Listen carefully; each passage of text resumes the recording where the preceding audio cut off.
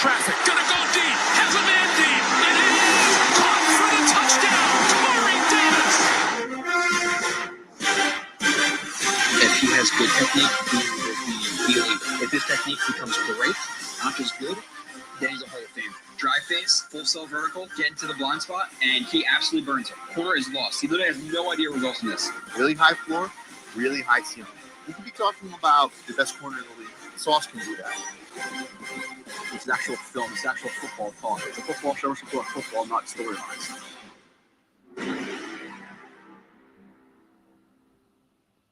And you are listening to another edition of Blewett's Blitz. Oh, man. Well, starting off early with the connection. I can't hear Joe right now, so I'll go ahead and continue to talk. Another edition of Blewett's Blitz. You back with us, Joe? Now I can see you moving now. Yep. Obviously, there are some connection issues. I am working on it. The different setting is because I'm sitting directly next to my router, but I've had some of you guys send me some DMs and emails and stuff about how to fix it. It'll be fixed within a week or two. Guarantee it. But today, again, different setting. I'm in my living room trying to sit directly next to the router. So I apologize if anything happens, if I lag out again, which I did literally, within the first second of the show, Kyle. But I was saying, no place I'd rather be. Excited to be here. Excited to talk about the Jets. Legitimately excited to talk to some of the people in chat who I see people are blowing up a little bit already. So, but what is up with you? Just chilling, man. Like I told you before, it's summer. So, I could see that, Ant Prodigy is in the chat, saying, yo, I wonder if he's still salty after the loss that he took in basketball.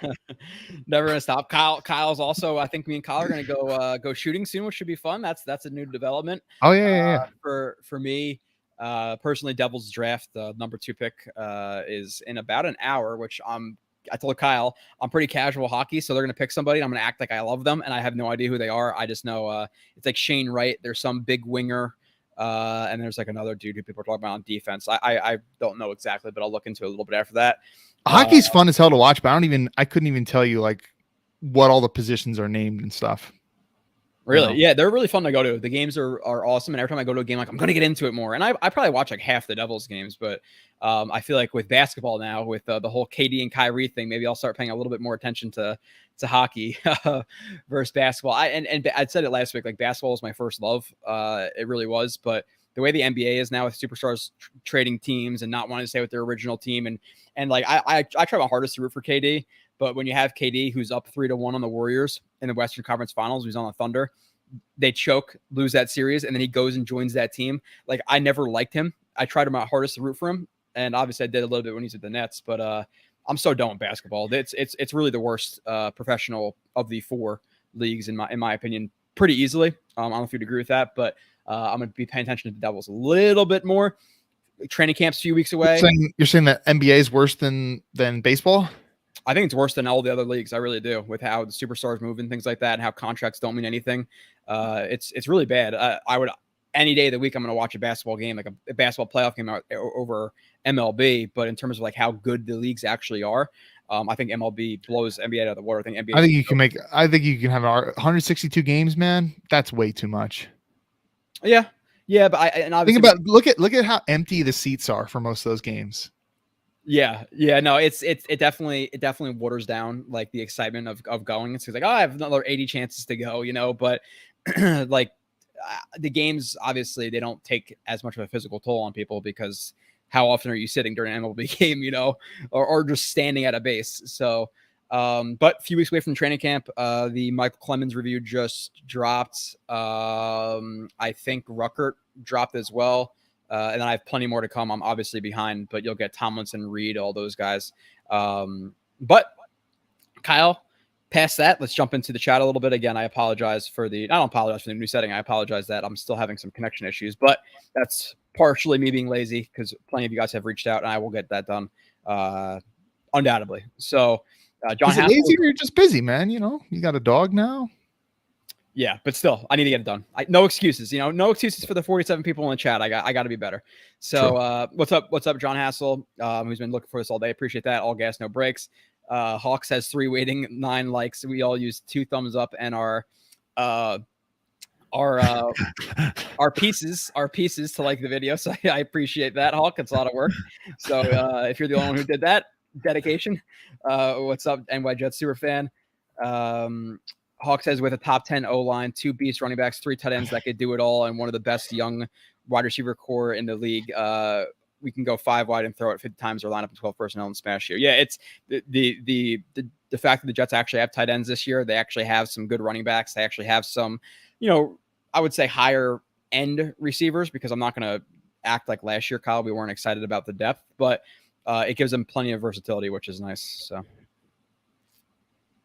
Yeah, dude. One thing when I was going through the depth charts and comparing us to the AFC East today, one thing I just kept thinking about was how much depth the Jets actually have on offense, and how I think in many ways they have more versatility than some of these other teams in the AFC East. So I think it's going to be fun, man. Especially if Zach turns in what we hope he can be, and what we know he has the talent to be. So. Yeah, it's gonna be fun. I don't think I prefaced that, Kyle, that this episode we're going to.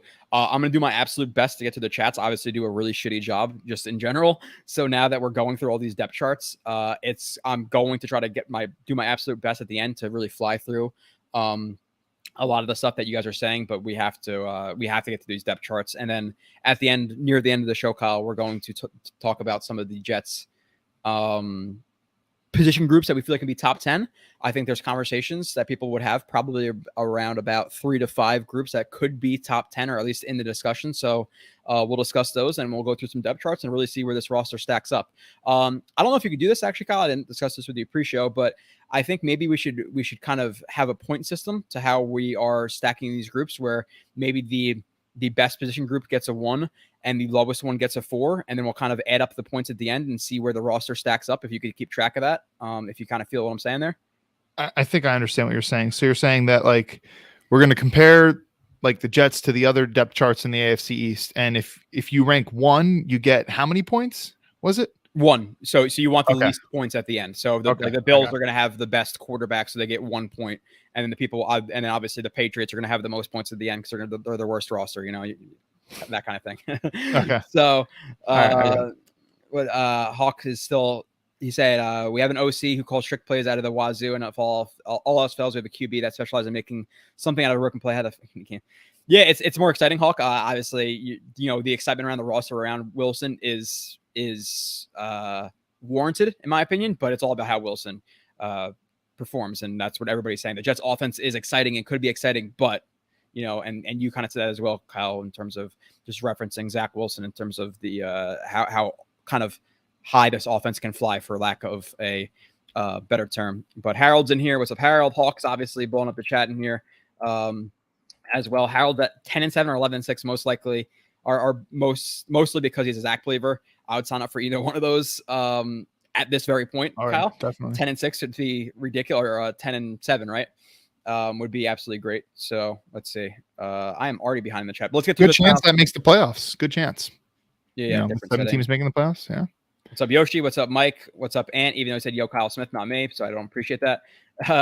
Joe Blewett with a bad connection. Afram, I haven't seen him here in a couple of weeks, I don't think, and he drops the Blewett joke. So I appreciate you coming back in here with a heater, Afram. Harold says run game is not that important. If we get a top 24 run defense, we are fine. Not expecting a top 10 unit. I guess he's saying we don't need that in the NFL today. Yeah, Kyle, if you could sign up for right now the 24th ranked rushing defense in the NFL, I think we both sign up for that, right? I mean, when you compare it to what it was last year, it's a pretty decent improvement. But I don't know if I would sign up for that, to be honest. But really, I mean, I guess when you really think, because it still sucks. It's bad, right? Yeah. But I guess I would sign up for it, knowing that what we do have at linebacker and what we do have on interior defensive line. I mean, I guess I would. And also, I'm expecting our pass defense to be a lot better this year. So I guess I would, but I'm not going to happily sign up for it. No, not happily, but I think this was easily a bottom 3 unit in the NFL last year, and all they did was lose their best run stuffer. So I get that they added Reed and Whitehead and all these guys, and you hope it's a little bit better than that. But realistically, I think if you're talking about a pass rush that should be top half of the league, you're talking about a secondary that overall, if people stay healthy, should be about top half in the league. You combine that with a run defense that's, lower tier, bottom 10, towards the bottom of that bottom 10, then you're looking at what should be an average level defense, which I think we'd sign up for right now, considering how bad we think the run game could be. So I would take 24 right now. But let's see, Tim O'Reilly, JDB needs a haircut. It's fucking with my connection. I don't know if that's necessarily doing it, but yes, I do. I appreciate you noticing that as well, which always sticks out a little bit more. You still cut your own hair? Still this widow's peak. No, I do not. I'm lazy with it. I get like, but you did at a certain point though, right? Yeah. Now I get a little bit of the fades and stuff. I'm not really, I don't really know how to do that. Hardwire to the router. Yeah. I got a bunch of tips. I've been telling him that for weeks. Got a bunch of tips. He's a stubborn person. I got a bunch of tips. I'll figure it out. I'm gonna look into some things, like I said. But Harold, what's up? Obviously, Maximilian. We're doing fine. Hopefully, you're doing fine as well. Let's see who else is in here. John Hepburn, what's up, John? Download speed and bandwidth is almost jealous. Okay, there's a bunch of people in here. Apparently, according to Graziano and Hughes, the Jets don't know what to do about Becton's weight anymore. Kyle, we discussed this 2 weeks ago. I discussed it a lot last week, being on the show solo. I think we feel pretty similarly about it. That we are both. It's a concern. It's in there, especially when you see the Jets staff go out of their way to praise Mims and Zach Wilson, and they bring up Becton weight problems or Becton weight questions, and it's kind of like, yeah, we'll see in a couple of weeks. It's not necessarily the most glowing review, especially when you've had a guy for a couple of years now have questions about his weight, have the haters on Twitter and social media and all this stuff come after him, and he's saying how dominant of a season he's going to be and how this is all fuel to the fire, and he still comes back into camp, not necessarily in the most ideal weight for the Jets to obviously avoid praising him. I think it'd be foolish to not have a slight red flag up at this point. I think people who don't, or who are not at least considering it, are probably being a little bit of homers. I think if we could kind of remove ourselves from the situation, and we're talking about the Miami Dolphins and all this, the stuff was coming up about Becton, I think people would have a little bit more of a different opinion, right? So it is a slight concern for me. I'm not gonna lie. Yeah, I think you're lying to yourself if you're not concerned about it at all. I do wonder though if it's like the end of the world, because from the pictures and stuff that we've seen of him, while maybe the number, whatever the number isn't where you want it to be, he still does look like he's in good shape. With that being said, he was not impressing at training camp last year. So, I don't know, man. I guess time will tell. I saw Hawks thing. Go ahead, read it. I don't care if Becton weighs 650. Can he get to his blocking assignments or not? If he can then ride that bus till the wheels fall off. If he gets injured again, his career is in jeopardy. And they kind of correlate. That's the fact. Obviously 650, you're going to get injured more. Like your joints are not meant to carry 380 pounds, 390. So he didn't have necessarily injury problems in college, Kyle. But we both brought up that, hey, this guy might endure some more injuries because of the weight that he is bearing. So I think people kind of not like misconstrue, maybe is the right word. I don't really know, but people are like, oh, he never had injury problems. The weight itself was an injury or brought up injury like questions, in terms of longevity of his career. So let's stop talking about it though, Kyle. Let's get into let's get to the rest of the chat, get to the depth chart. We've been hitting this so much the last couple of weeks. People know how I feel, then how you feel. What we say is not going to change people's minds. But again, to me, if you're saying, oh, you're completely fine with it, I think that's you being a Jets fan. I'm not going to lie. So MB says, what's up, Joe? What's up, Kyle? What's up, MB? Yeah, and keep moving through. And we did get a super chat. Yeah. By the way, first time I've seen a super chat with like a GIF in it. JR, what's up? NY Jet Superfan, what's up? Justin Sanders, what's up? Tim O'Reilly, longtime viewer, first time live viewer. My football knowledge grows every day with Jets X Factor. Appreciate that a lot. Just dropped two new reviews. Make sure to go check those out. Again, plenty more dropping. Been having this debate with my Giants fans. I think the Jets roster is undoubtedly better, not being biased. Yeah, I think so too. I think if we stacked up the Jets roster against the Giants roster, off the top of your head, Kyle, what position group do they have that's better than the Jets? Maybe linebacker. Who are the Giants linebackers? That's what I'm saying. I don't even know, but I barely know. I think off the top of my head, I can't think of a single one.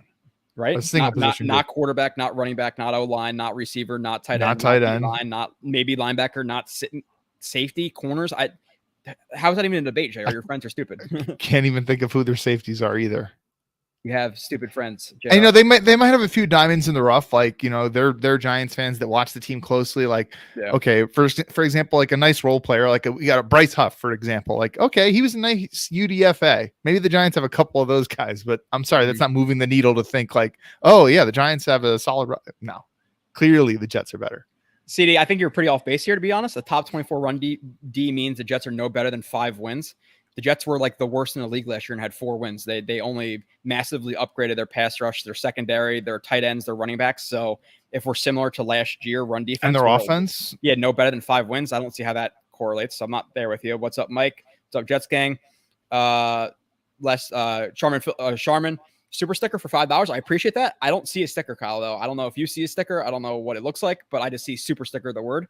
But I appreciate it. I hope it looks good for the people. Well, I don't know if you, because you're looking at it through the StreamYard thing, but if you go on YouTube, it's like it's this guy, this GIF thing, pump it up, keep it up, and he's like lifting weights. Oh, okay. Hey, I appreciate that. I can't see it though because I'm on. Wait, you said Charmin though. It's Lester Phillip. Yeah, but it's Charmin. Oh, okay. Twitter, yeah. Okay, I did not know that. Thank you. Verge. Charmin says, it's been a while. Yes, it has been. Haven't seen a little bit. Becton's in good shape. This will be we'll find out in training camp what Becton is. Yeah, and that's kind of what we're waiting for, Ephraim, is okay, all the chatter and all this talk last couple of months, we're obviously going to discuss a bunch of meaningless things because there's not really much going on. But if Becton comes in at 370, 375, is dominating, is healthy looking, you know, and even if he doesn't necessarily win the left tackle job, but he looks like he's ready to be or he's gonna be ready for the season, then that's fine, you know. But so hopefully he can kind of negate all of this talk, but we'll see. You know, it is a talking point right now, though. Marvin Guns, what's up? Safety, maybe. Yeah, I have to look at their safeties. I don't know who the Giants safeties are. Let's see. They don't even have Peppers anymore. I might be more concerned with Becton's weight, except for the fact that this NY media would turn a seatbelt ticket into a triple homicide. And I said that last week, Mike, where I think people are almost taking, like, with Becton, like it's almost like they're fighting against the media. Like they're taking that as like, okay, us against them, we're behind Becton, you're not, you know, basically F you guys. Where I'm kind of just looking at it individually and looking at the facts of the situation, and it's, you know, a slight concern. So how do you rank our position groups from most improved to least? Kyle, we can do that really quick. Again, I want to get into the depth chart really quickly. I would say tight end is definitely one of the most improved. I would say probably tight end, because it was probably the worst in the NFL last year. I would say after that, it would be corner. After corner, I would probably say D-line after corner for 3. I might argue offensive line for 4, just because the difference between, you know, GVR and Tomlinson is a massive upgrade. So I'll probably say those are the top 4. And we can get into, I don't know, the 5th would probably be, you know, maybe running back, getting Breece Hall. But let's keep moving through. That's fair. Giants fans think their D-line is better than ours. Okay. Yeah, but not when you consider edge. Right? Who do they got playing edge for them? They have a lot of good interior guys. Don't they have Ojolari, and they drafted somebody else this year too? So they might be decent on edge, but it's a lot of potential, not necessarily a lot of proven talent. But you can kind of say the same about some of the Jets players as well. You know, Lawson coming off the ACL or Achilles tear and all that stuff. So, Snowball, Joe, Kyle, how the hell are you? How are you, Snowball? I'm excited. I'm excited to talk about the Jets roster. We have a legitimate topic, a legitimate beefy topic to grind through today. So I'm going to get through it in the next couple of minutes. We're almost caught up to the chat. Maximilian says, you see Sabo's article about the 53. Joyner getting cut surprised me. I did not, but I would not agree with him that Joyner is getting cut because who is behind him? Jets mess. What's up? Yeah. The fact that Joyner didn't play like at least half a game last year and they still re-signed him tells you that they at least like what he has upstairs. So that right there tells you that he's probably an unlikely cut. Yeah. John Hassel, me too, Maximilian, but his argument was sound. Sabo, the best Jets writer in my honest opinion. Yeah. He's I'm biased, but I'm saying he's the Jets best beat reporter. They drafted KT. Yes. I forgot about that as well. Yes. Thibodeau. I forgot. Klecko said, do you guys agree with the scout in flight 2022 that the number one way for an edge to win is power? Kyle, I'm gonna throw that to you. And then I'm gonna pull some of the depth charts. I'm gonna get through some of that. So what do you think about the number power? one? That's so broad though. Yeah. The number one. That's a very broad. way to phrase things, the number one way to win. When you think about rushers across the league, I would say that there's probably, some guys who win with like getting pressure more and getting hits on quarterback with using power moves, again, broadly defined. Then there are guys who are like really good bendy, like Von Miller, the guy from Carolina, like he's a really good bender as well. Like there's not a tremendous amount of like really finesse types of pass rushers. So, I mean, I guess in that sense, maybe what he's saying is true. I don't know. What do you think, Joe? I'm always going to say technique. Like technique is more important than any trait you could have. So I guess in terms of like physical traits you can have, I guess I would say bend over power, like fluidity and stuff. But I don't. Technique is always going to win. Like Josh Martin doesn't have any power, and he's plenty of effective of a rusher. So let's see though.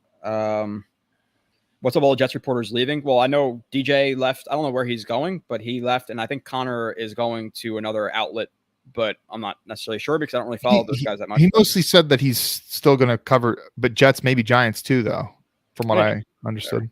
Kyle Yoshi says we need you to start writing again, which I'd agree with. Kyle just feels like nothing he has is original, so he won't put anything out. But we should convince him. Maximilian's always interested in Sabo stuff. And Klecko says also Scout compared JJ to Cam Jordan. Do you like that comparison? Klecko, which is one of the first times I've seen this name in here. No, Cam Jordan has had a really good career. Yeah. I mean, like Cam Jordan's one of the best rushers in the last decade. I think Cam Jordan's also probably a little bit thicker. I'm not sure about like actual weight, but he's a little bit bigger, where I think JJ is a little bit more quick than Cam Jordan. But if he's anything close to Cam Jordan, I would sign up for that any day of the week. But I could see it. But I honestly, I hate player comparisons. You're not going to find me doing that. I just don't do it. So yeah, I mean, Cam Jordan's been in the league for a really long time. So neither of us watched his all 22 college tape coming out. So it's hard to say like how good has Cam like developed as a rusher to what he was when he was in college. I mean, if you're comparing them coming out, maybe there's some similarities, but like Cam is one of these guys who wins in a variety of ways too. So like, it's a rough comparison, I think. Frankie from Flatbush is the best beat reporter. Frankie is he a beat reporter? He's not a beat reporter. I know Frankie. I've seen him in the chat. He was actually, I haven't seen him in a while, but he was the one in here that one day, Kyle, we recommended Take Your Eye Off the Ball to him. I'm not sure if he ever read Take Your Eye Off the Ball. But I remember Frankie. I haven't seen him in a little bit, but he's not a beat reporter. But I like Frankie. So Yoshi enjoyed your Sam Darnold piece you wrote a year or so ago. Maybe you can write an article once a month, Kyle. That's not too much of a commitment, right? So maybe. What do you want to start with, Kyle? Do you want to start with defense? You want to start with offense? Where are we starting here? You have the little list in front of you. We're going to stack up these points. We're going to rank these position groups. We're going to see where the Jets really stand, because I think a lot of times we talk about, the Jets have a top 10 this or a top 15 that or a top this. And now we're really going to go to the depth charts as unbiasedly as we can. And let's see how they stack up against the AFC East. Obviously, that's the most important teams we have to discuss, because we're going up against them 6 times this year. And then we'll also kind of, again, talk about what the top position groups are for the Jets and see if we have anything in the top 10 in the league. Okay, cool. First of all, thank you, Yoshi. I appreciate that. That's very kind of you. Let's start with offense. I think that makes more sense. Okay. Actually, quick few things I want to get through, Kyle, before I even do that, just to get rid of the other topics. Quick thoughts on some of these topics, and we'll get to the depth charts. And again, I apologize for not getting to the chat as much, but this is more of this is almost like a live stream podcast instead of a live stream, because we have a lot to talk about where I can't see the screen. Baker trade, Kyle, 5th round pick. Joe Douglas looks like an absolute magician for getting a 2nd round pick, a 4th and a 6th for Sam Darnold. Pulled the trigger a year early. And now the Browns, to get rid of Baker, they get a 5th and eat like $10 million of the cap or whatever it is, 8 to 10. I think that each team is paying half of Baker's salary this year. Well, so it's not exactly that. I think Baker cut off $3 million from the 18, so it's 15, and I think the Browns are taking 10 and the Panthers are taking 5. I could be wrong on that, but it's something. Wait, Baker actually took a pay cut? Yeah, I think he took $3 million off his. Wow. Yeah. So it's not huge news, but obviously it just makes JD look great for getting a 2 and a 4 and a 6 for Darnold, which we stack on to getting JFM as a UDFA, or not a UDFA, a waiver wire cut, Quincy Williams, Bryce Huff, all these guys, all these kind of things that he's done that's kind of gone under the radar. Blake Cashman for a 6th, Hernan for a 4th. JD's a wizard. That's what it proves. It's hilarious that both of those guys are now going to be competing against each other. All those Panthers fans were talking shit about Darnold and how good he's gonna beat the Panthers. Now they have Baker Mayfield coming in, and a lot of people I would assume that Baker's gonna be the starter just because they just traded for him, but let's not act like Baker I know he had an injured shoulder last year, but he had a great offensive line, a great defense, Kareem Hunt and Chubb and Jarvis Landry and Odell Beckham and all these guys, and he still sucked. So have fun with the Panthers, who are not as stacked up as the Browns have been. I know they're not necessarily the worst roster in the NFL, but he's going to have a culture shock with that offensive line versus the Browns offensive line. So quick thoughts on that one. Dude, I was saying this. I was tweeting this out last summer. I was saying that, honestly, I wouldn't be surprised if PJ Walker starts playing games instead of Sam Darnold at the end of last year. Mm-hmm. And honestly, when PJ Walker played, you can very well make the argument that he was better than Sam Darnold, legitimately. I do think that Baker is better than, and I think Matt Corral sucks too. So yeah, they got 4 quarterbacks on the roster who are not horrible. I guess Darnold is if he's a backup, he's a damn good backup, I guess. And but they don't have anyone good. So I do envision that Baker will be the starter though, just because I think that they're going the very fact that they went out and traded for him after dealing all that draft capital to get Darnold and how bad he played last year. And yep. Corral, he slid to the late 3rd round, or was it mid 3rd round? Something like people were talking about him being a 1st round pick, but he slid that much. His tape was not good, in my opinion. So there's no way he's starting this year unless it's based off injury. So I do envision Baker being the starter. That's a discussion we had last year, Kyle, because watching Howell with obviously Carter and then watching Corral with Elijah Moore, we were both kind of are we not seeing something that other people are seeing, 1st round picks? These guys kind of suck. What do people talk about 1st round? But it's kind of how it felt. So that's a check mark for us. But only other what is it called? The only other news we have really, Mitchell and Clemens signed, which means that the only unsigned guy is Breece Hall, which we'll get figured out soon. 2 more topics. Mitchell, we watched a little bit of the film this week, or I watched about 10 games. I have 2 games to get through. I'm hopefully recording him on Sunday. Let's discuss that. And I'm going to discuss something that another media member said about the Jets. And then we're going to get into these position groups and really grind it out for the next, 2-ish hours. Okay. How much do you want to talk about Mitchell?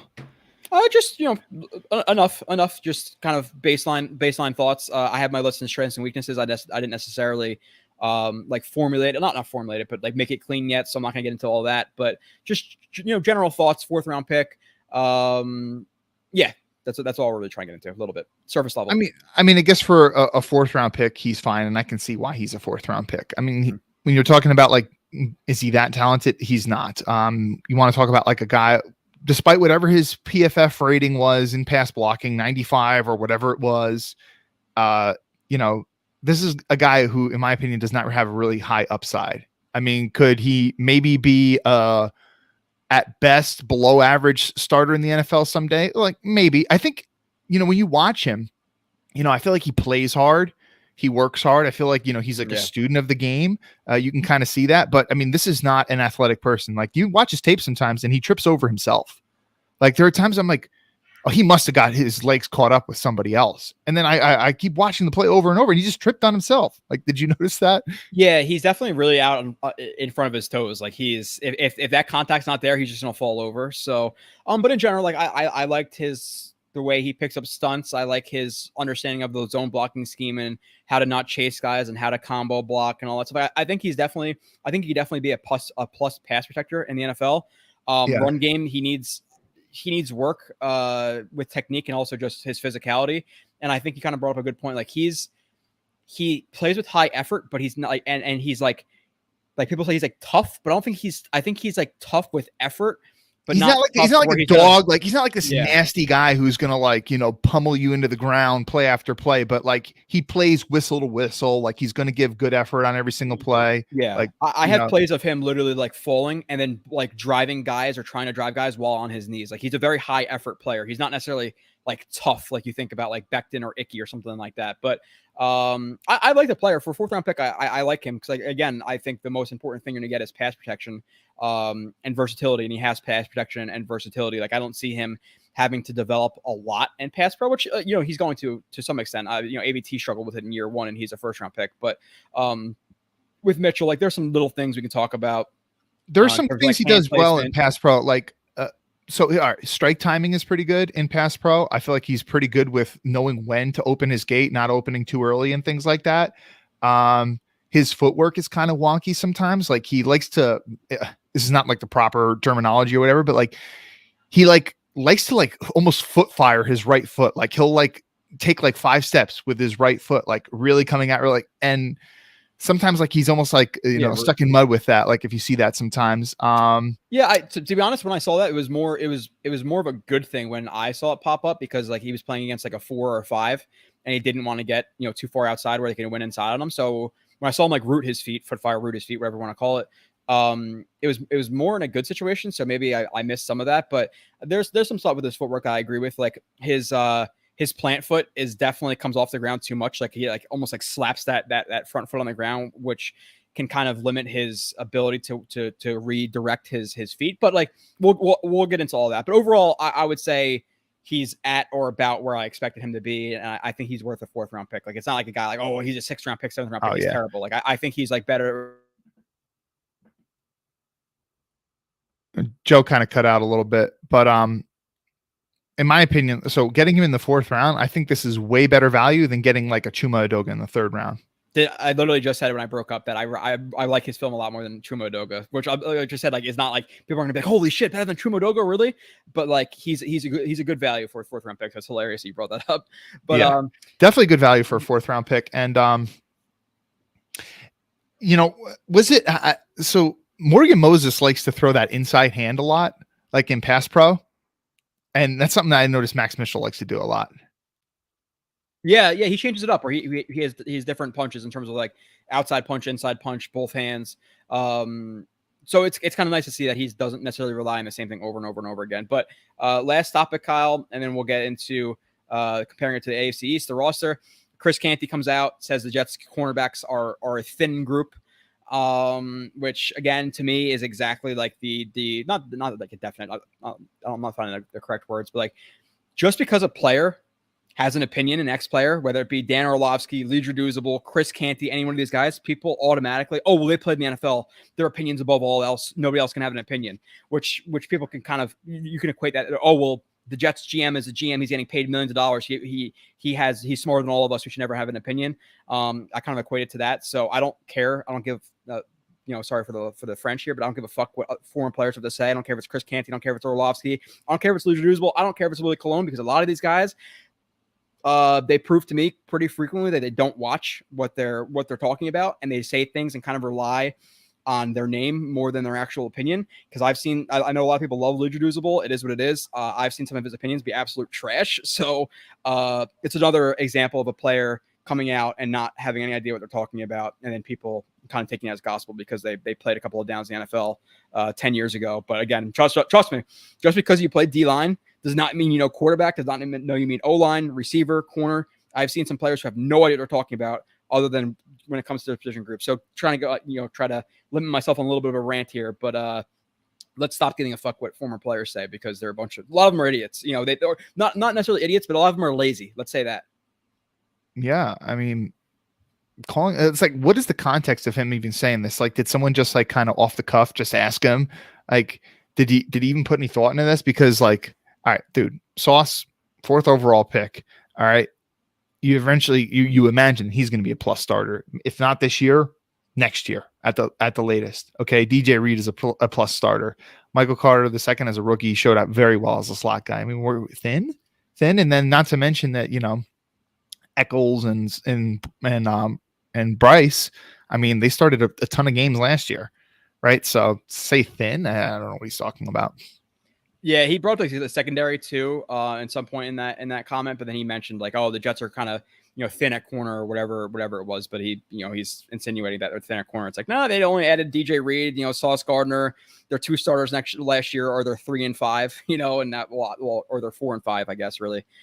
because you have MC2, who is the slot. But again, going to get away from the chat a little bit. I apologize for that. But Kyle, let's start off with, you said offense first, right? Yeah, I think that makes more sense. Okay. So let's do the easy one. I don't have to bring up the depth charts for this one. Josh Allen, I don't think there's much debate here that he is the best quarterback in the NFL.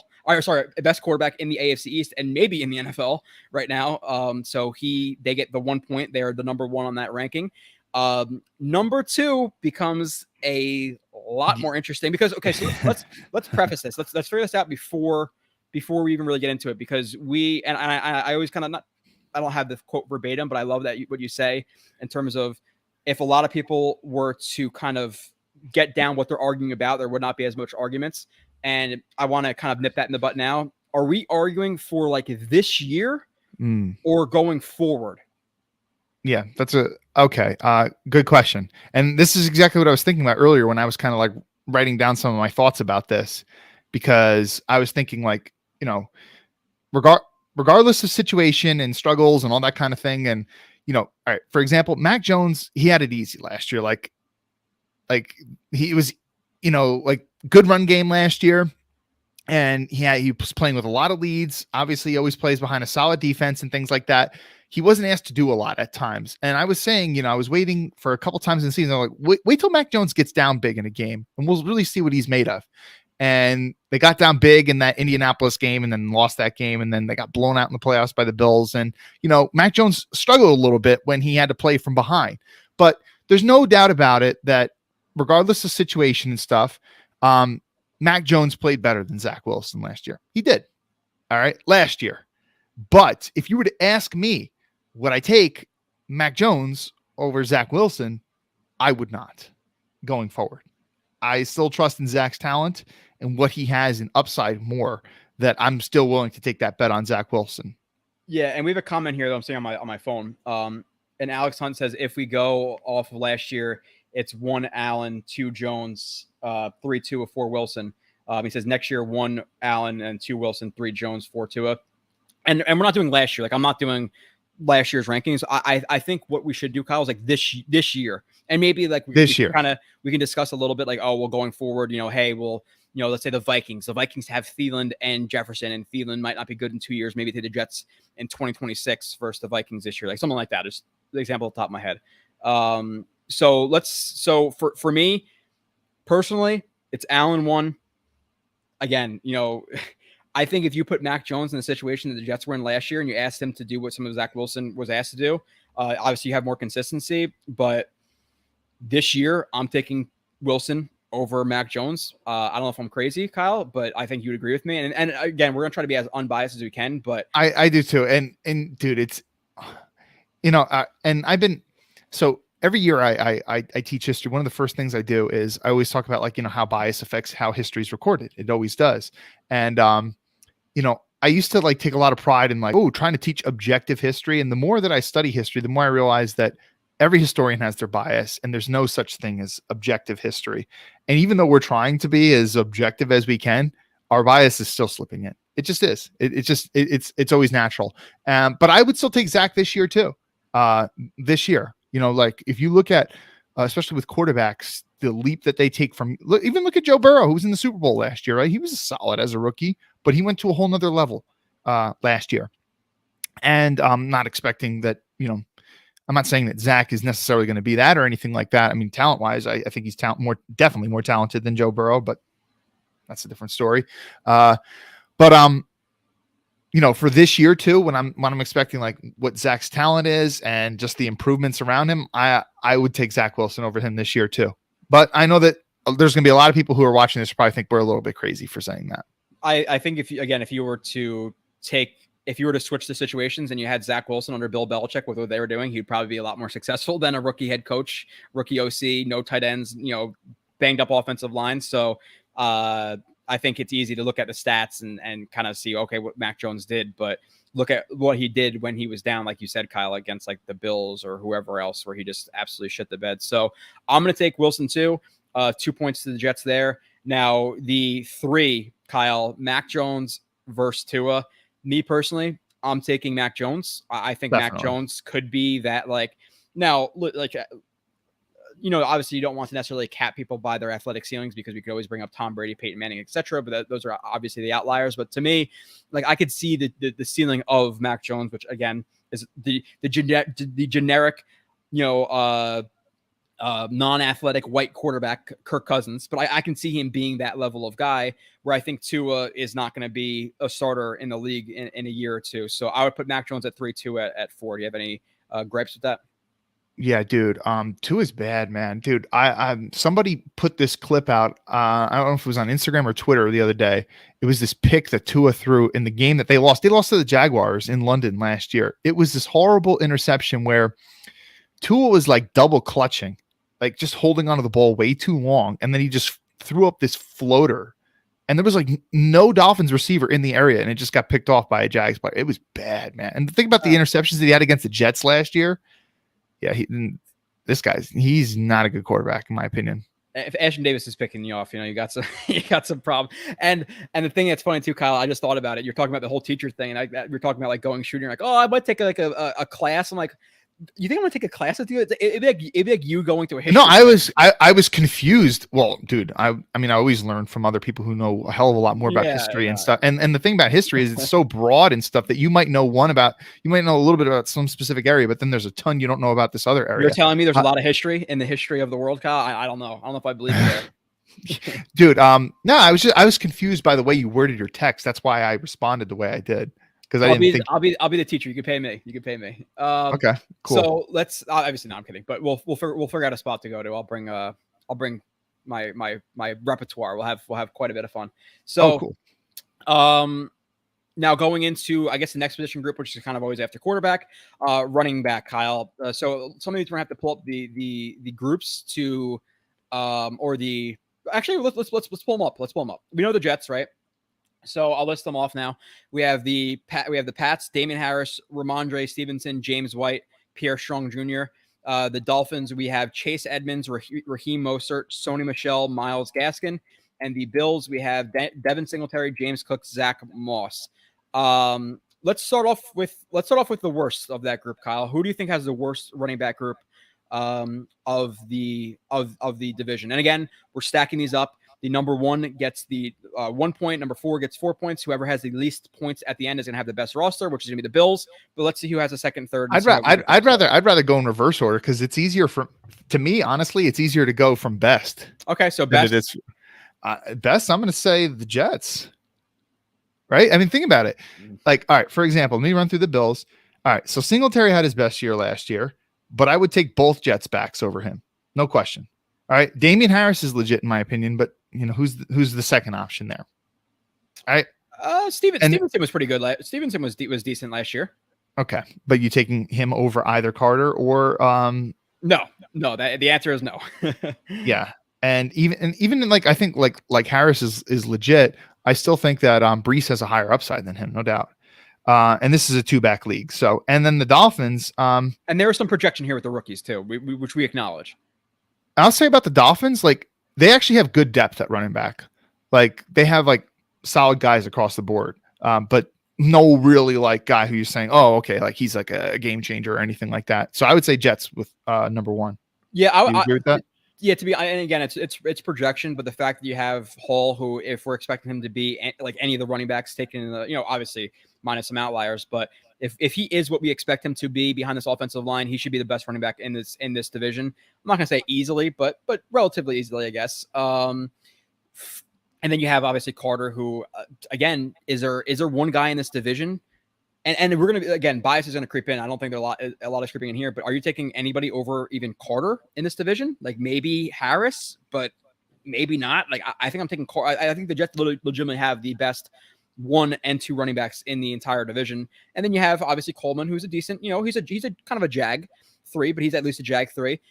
Again, maybe a little bit biased. Kyle, do you agree with that? Like, are you taking any running back in the division over even Michael Carter at this point?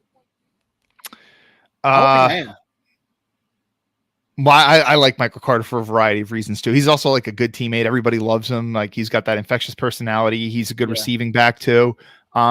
Straight runner, Harris might be better, but as a complete back, I think Michael Carter's probably who I would take over. So I don't know. It'd probably be close between those two. I think Harris might there might be an argument for him. But again, we also have Brees Hall. So I'm going to put the Jets relatively easily at 1. Yeah. I don't know if you're going to agree with me, but we have to kind of come to a conclusion here. I would say number 2 is the Pats. Yeah, that's what I was thinking as well. Because I don't overlook James White. He's one of the better receiving backs in the NFL. And then you obviously have a rookie in Pierre Strong as well, or maybe second year. I don't know if he's second year or first year. I think it's first year. So Jets 1, Pats 2. I'm gonna say Dolphins 3. With Edmonds, Mostert, Michelle, Myles Gaskin, because they have some good depth. And then the Bills, Singletary, Moss, Cook, Duke Johnson. They're actually maybe you have a better argument for 3, Kyle. Pats 2. Who is 3? Who do you think? Well, Edmonds definitely has some talent. He showed, like I remember when we played Arizona a couple of years ago, and he had like a really long touchdown, like 30, 40-yard touchdown against us. I was pretty impressed by what Edmonds showed in that game. Then again, we were a bad team. We also got absolutely jacked up by Duke Johnson. He didn't have a snap that year, and we got ran over by him last year too. So, that was last year, but I'm saying, but I was talking about 2 years ago. I know. So, and then Mostert, like, okay, he's a big home run threat. So they got the depth. Singletary might be better than any of those guys. I'm not a fan of Moss, to be honest. He's tough to bring down, but he doesn't really move forward very well. Like, he might shed off some guys at the line of scrimmage, but he's not really like, he almost kind of reminds me of like Marion Barber, late stage Marion Barber. So let's go with the Dolphins. I'll go with the Dolphins 3. Yeah. And to me, like, even Singletary, if he's behind the Dolphins O-line last year, what is he really doing? He doesn't have Josh Allen, the run threat, decent O-line, good what is it called? Receivers and stuff to take the pressure off. Sorry, I just got a text I was starting to read. But so I'd agree with you. Dolphins 3, Bills 4. So again, Jets 1, Pats 2, Dolphins 3, Bills 4, which feels nice to have the Bills at 4. And again, like, this is an imperfect system, Kyle, because quarterback is much more valuable than running back. Yeah. Exactly. So let's move on to, you want to do receivers or tight ends first? What do you think? Receivers. So let's start off. We know the Jets, obviously. We have I'll read we'll just go with it. Pats, we have Devontae Parker, Jacoby Myers, Kendrick Bourne, Nelson Aguilar, Tyquan Thornton, who's a reach, N'Keal Harry, Ty Montgomery. That's about it. We can comfortably say that they're 4. I can comfortably say that they're 4. So let's do that. Now the Dolphins and Bills, to me, to be honest, are competing for 1. Where you have the Dolphins, Tyreek Hill, Waddle, Cedric Wilson, Eric Zukama, whatever, which I know was Rusty's boy, Lynn Bowden. And then past that, we have the Bills, who obviously are pretty top heavy, but they have Diggs, Davis, Crowder, McKenzie, Tavon Austin, Khalil Shakir, who's a rookie this year, I believe. So I would say, to me, Kyle, at this point, you have the Pats 4, you have the Jets 3, who again, in a year or two, if you have development from Wilson, you have development from Moore, you have Corey Davis kind of round back out into form, who again, I think is probably the more scrutinized and underrated Jets at this point. I think he's a little bit better than people think he is. Nonetheless, I think the Jets are 3. Kyle, do you agree with 4 and 3 there? And then who do you think is 2? Definitely agree with 4 and 3.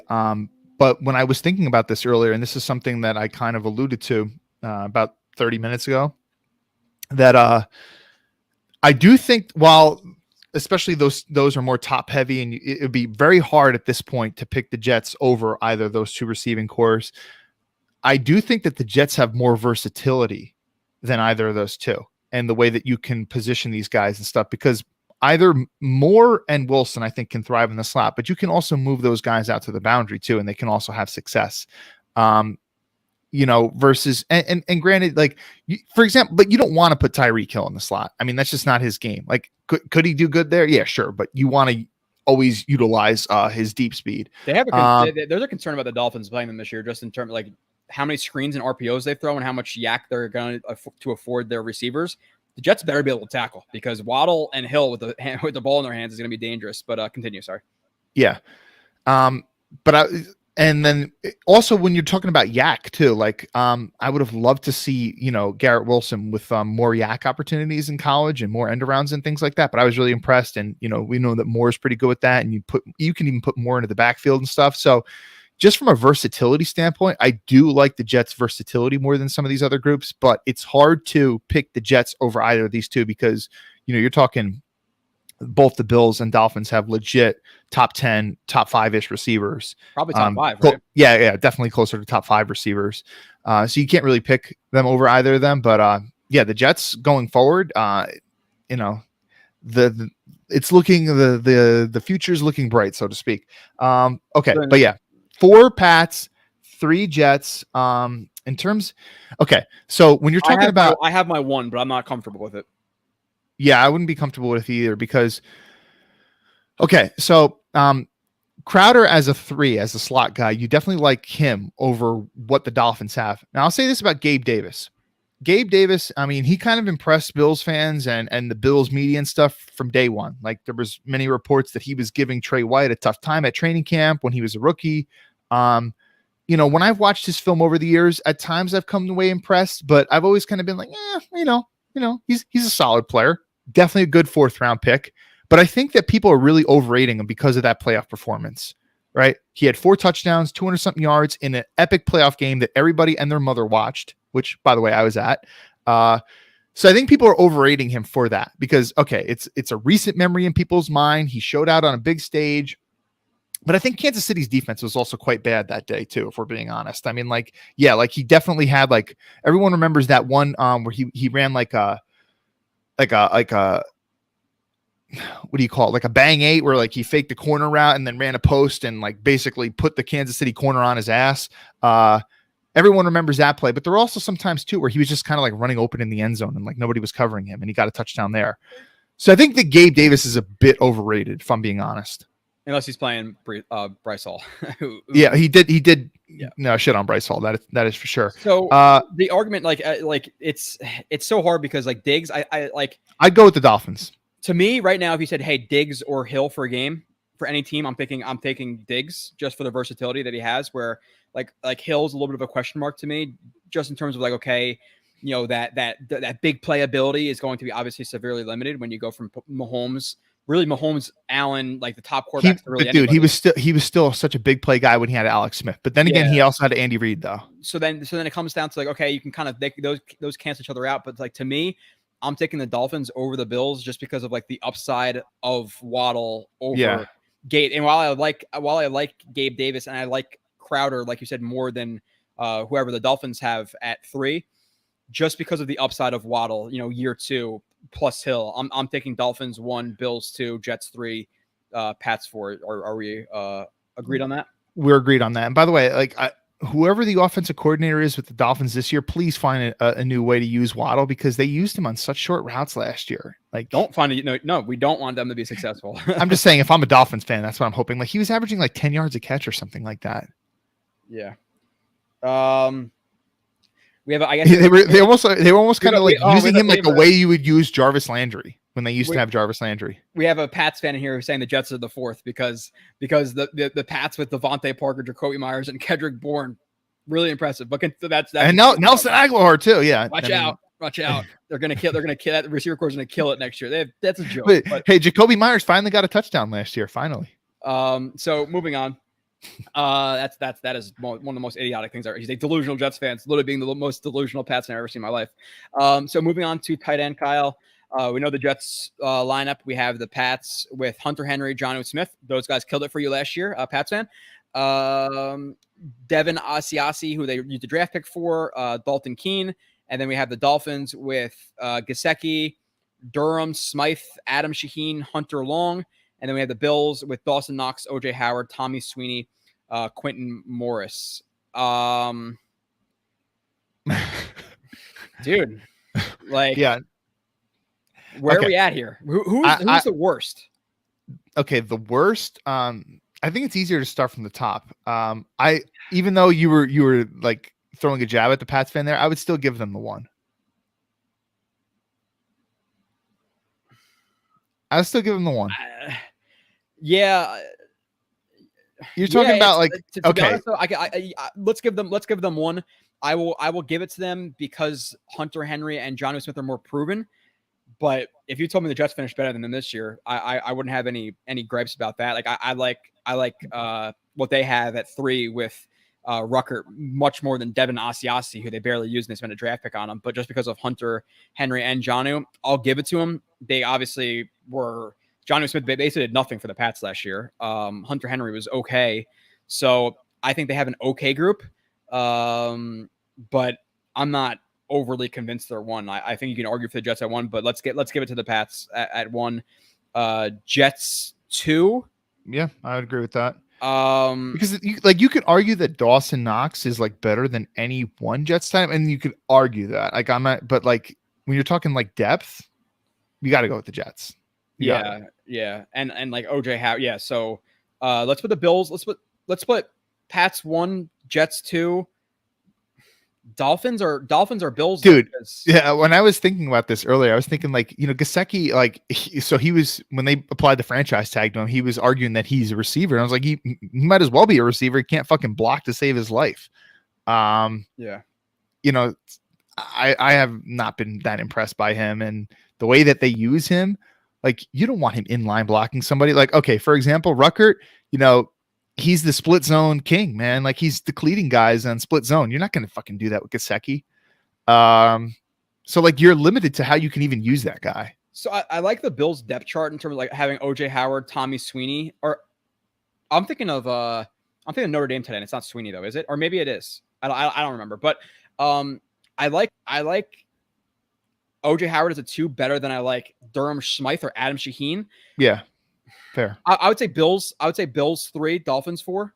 Yeah, I'm fair. I'm cool really with that. Receiver, like maybe factor that in. But okay, so Pats 1, Jets 2, Bills 3, Dolphins 4. You're still keeping track, Kyle.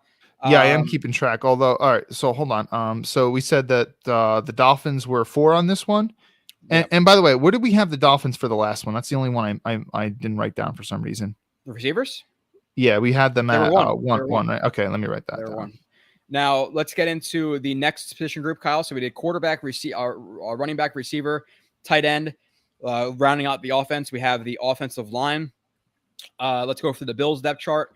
The Bills from left tackle to right tackle. I've seen people list right tackle to left tackle. If you do that, you're a psychopath, and I do not like you, just like people who sleep with socks on. But left tackle, right tackle, we have Deion Dawkins, Roger Saffold, Mitch Morse, Ryan Bates, and Spencer Brown. The left side of the line to center is solid, but the right side of the line is not good. Dolphins, we have often injured Teron Armstead. We have he injured a lot? Really? Yeah, he's been injured a lot. That's why they got rid of him. The Saints. He's been banged up plenty. Robert Jones, Connor Williams, Robert Hunt, Liam Eichenberg, and the Pats have Isaiah Wynn, Cole Strange, David Andrews, Mike Owenu, and Trent Brown. To me, Kyle, listen, like we're not trying to be biased here. I think the Jets are pretty easily 1 offensive line right now. I would say the Pats are 2. If the Pats still had Shaq Mason, I might take the Pats over the Jets, but they don't have him anymore. Yeah, I would agree with that because you're looking at the Pats. You're looking at like the Jets legitimately have proven starters pretty much everywhere. Obviously minus maybe Becton and his injury problems, but having Cole Strange, Owenu as your guards, not the strongest duo in the league where the Jets have Laken Tomlinson and AVT. Wenu's solid, to be honest. Like they Yeah. put him at tackle in his rookie year and he played good as a tackle, even though he's a guard. You're right. I did forget about that. So he has some versatility too. So I'm putting the Jets pretty comfortably at 1. To be honest, I'm putting the Pats pretty comfortably at 2. And I think it's a conversation for 3 and 4 with the Bills and the Dolphins. The Dolphins have the high upside with All right, so he's injured. So okay. The tackle from USC that the Dolphins took, he's a disaster. Yeah, he's a disaster. Eichenberg, I think they took him from Notre Dame. Like he played, I guess, decent as a tackle, but they're going to put him at guard this year. Is that what I'm seeing? I was looking on some depth charts and they're slated to play him at guard this year. Even though I know that Jackson had played guard last year. Oh man. Yeah, the Dolphins definitely have holes. I mean, the upside with Armstead is really good. I'm gonna say But Bills. that right side of the Bills line is ugly though. I'm gonna say Bills. Like, and again, this is I could really argue 3 or 4. Like, it doesn't really matter to me that much. I'm not gonna get my panties in a bunch here. But to me, just the consistency of the Bills line. Like they've had some guys there for a few years where the Dolphins are a mishmash. And again, Teron Armstead is like they're by far their best offensive lineman, and he's been injured a little bit. So Jets 1, Pats 2, Bills 3, Dolphins 4. We cool with that? Okay, but if we're gonna make the argument about injuries for Armstead, then we have to say the same thing for Becton, and we didn't do that for Becton. That's fine. That's fine. I still think even with Becton's injury problems, it's something that we're considering. I still don't think that his injury problems or whatever you consider his problems, I don't think that puts them below the Pats still. So I'm with you. I'll do that though because listen, Mitch Morse, he's been solid since his rookie year when he was with the Chiefs, and I think the only reason the Chiefs let him go is because of injuries. And he's still been injured even with the Bills, but I think he had one of his more healthier seasons last year. I could be wrong about that.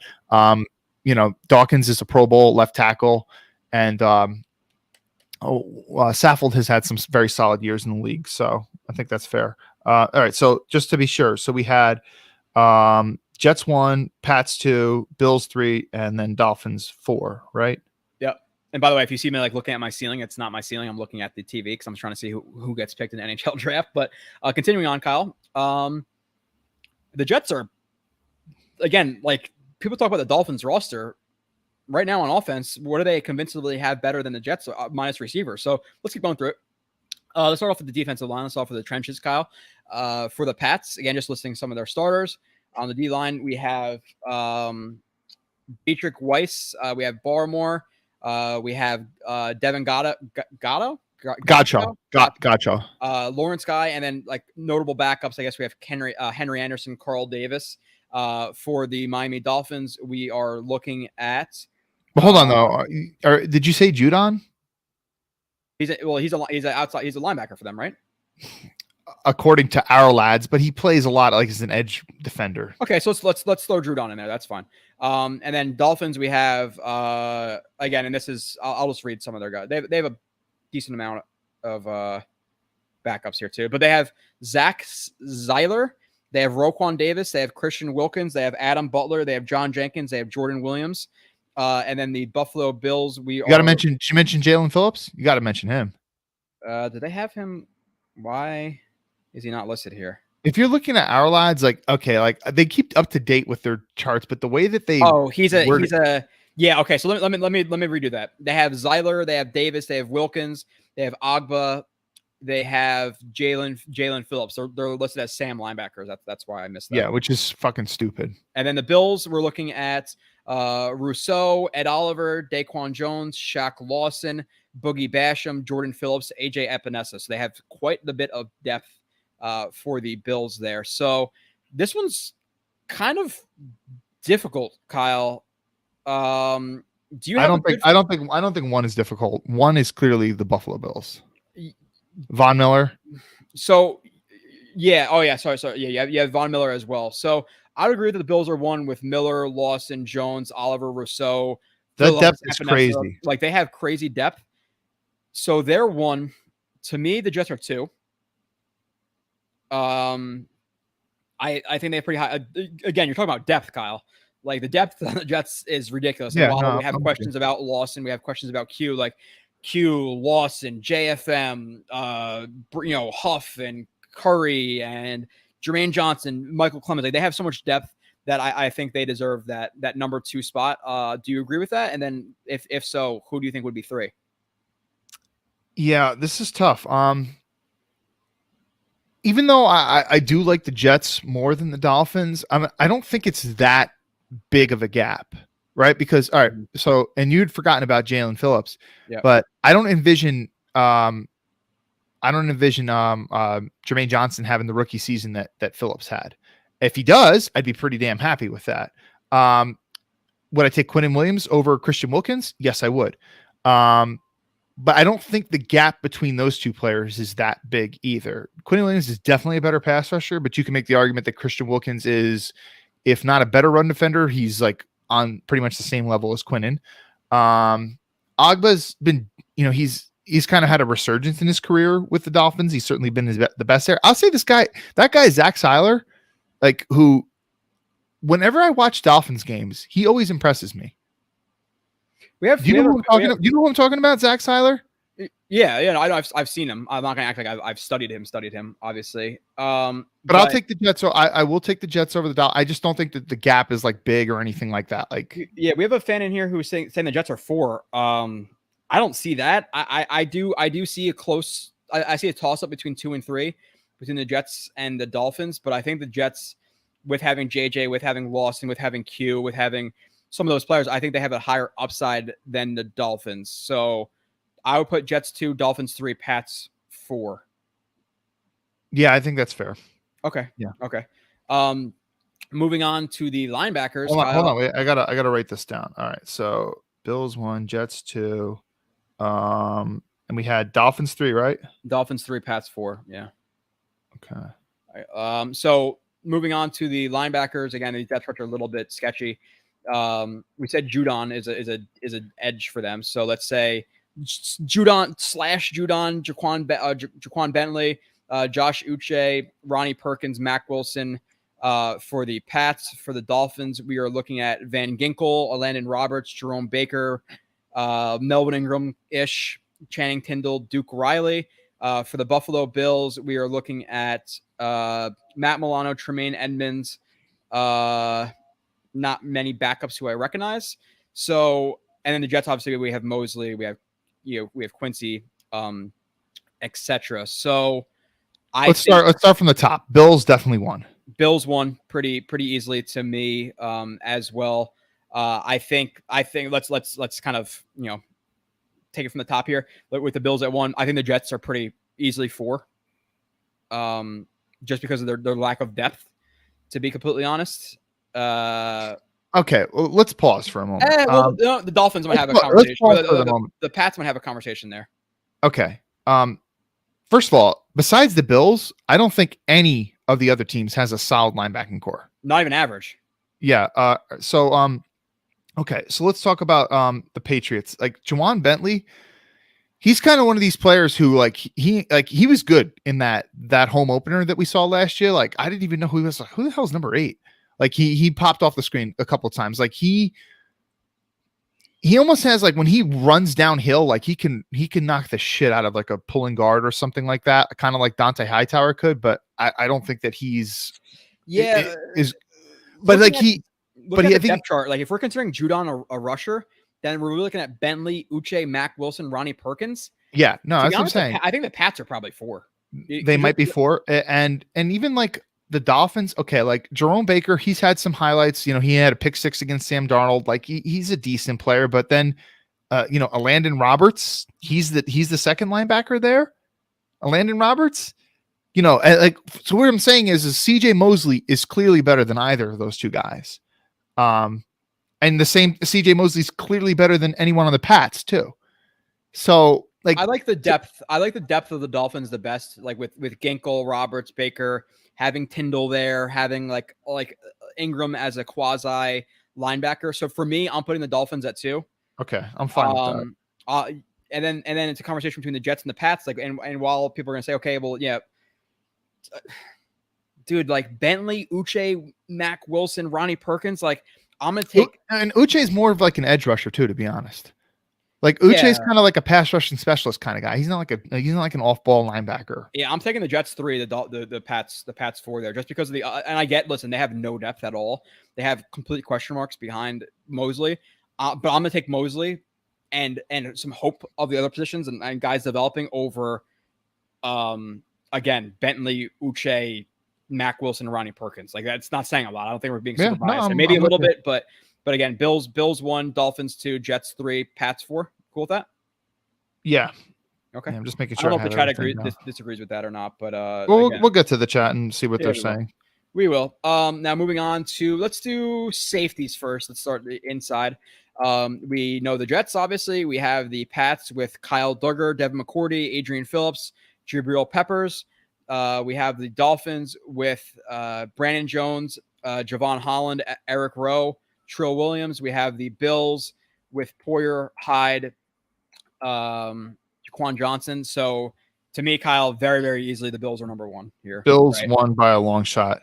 Um, It's funny. Some of these ones where the Bills are one, like they're like head and shoulders one. yeah. For me, I think pretty easily the Dolphins are two. Javon Holland is good. Javon Holland is very good. So Dolphins 2, Pats or Jets at 3. You're talking about Kyle. Pats. Yeah. Definitely Pats. Yeah, just because, listen, like Phillips was a starter for a couple of years. Peppers is a depth guy for them now. I'm not a biggest fan of Duggar necessarily, but Devin McCourty, just because of like, listen, you can make the Whitehead argument over some of these guys, but you're talking, then we talk about Joyner and Ashton Davis and all these guys. The depth is not really there. So Bills easily 1, Dolphins easily 2, Pats easily 3, Jets easily 4 here. Yeah, that one's pretty easy for me. Yeah. So moving on to unless you have anything else to add, Kyle? No. Okay. Let's get to the corners. Corners, we have the Pats with Butler, Mills, Terrence Mitchell, Jonathan Jones, Joquan Williams, Butler. Did I miss anybody? Am I missing anybody? I don't think so. The Dolphins they're rocking with Xavier Howard, Byron Jones, Needham, Noah Iganogamy, however you say that. And then the Bills, we are looking at Trey White, Elam, Taron Johnson. That's really not much more than that unless you have other guys. To me, Dolphins easily 1. Or not easily, but 1, I would say, just because of the combo of Xavier Howard's and Jones over the Bills with Trey White and a question mark as a rookie in Elam. Yeah, and I think the Noah dude was a first round pick for them, late first round pick. He hasn't really kind of materialized, but there's still talent there, and hopefully the upside that he can also improve. So yeah, I would go with Dolphins 1. I mean, Xavier Howard, he's been solid for a long time, and I was kind of a doubter of him coming out of college, so he kind of proved me wrong. Yeah, So Dolphins 1, Bills 2. Bills 2, just because of Trey White. Trey White. He is coming off a big injury. He is coming off a big injury, so could you make the argument that maybe next year, if Sauce is what we expect him to be, if Reed is as good as I personally expect him to be, Carter takes steps in the right direction, Hall, I get that. So maybe going forward, I might take the Jets, but I'm taking the Bills for this year. So Dolphins 1, Jets or Bills 2. I would say the Jets pretty easily 3 after that, and the Pats pretty easily 4 because you're losing. Listen, your best guy is Malcolm. You have Malcolm Butler and Jalen Mills as your starters. Obviously, lost Jackson. And Malcolm Butler's old now. Old and not good. So, are you comfortable with that ranking? Yeah, Malcolm Butler was solid early in his career, but at this point he's kind of washed. So, okay. Next we have. I guess that's really it, right, Kyle? Unless like special teams. Do you want to do special teams? We could just count special teams as like one thing, like not like instead of just saying like, oh, kicker, like we'll just count special teams units as a whole. What do you think? Yeah, I'm cool with that. Let's do that and coaching. Let's do those two. Okay. So and thanks for CD about the coaching idea. So for the Pats, we're looking at a combination of I'll just do like kick returners and stuff too, whatever. Nick Folk, Bailey as the punter, Jacoby Myers, Ty Montgomery as the primary returners. The Dolphins, we are looking at Jason Sanders, Morstead, Holland as a punt returner, Waddle as a kick returner. And then we're looking at the Bills. We are looking at Bass as the kicker, Ariza as the punter, Isaiah McKenzie as the kick and punt returner.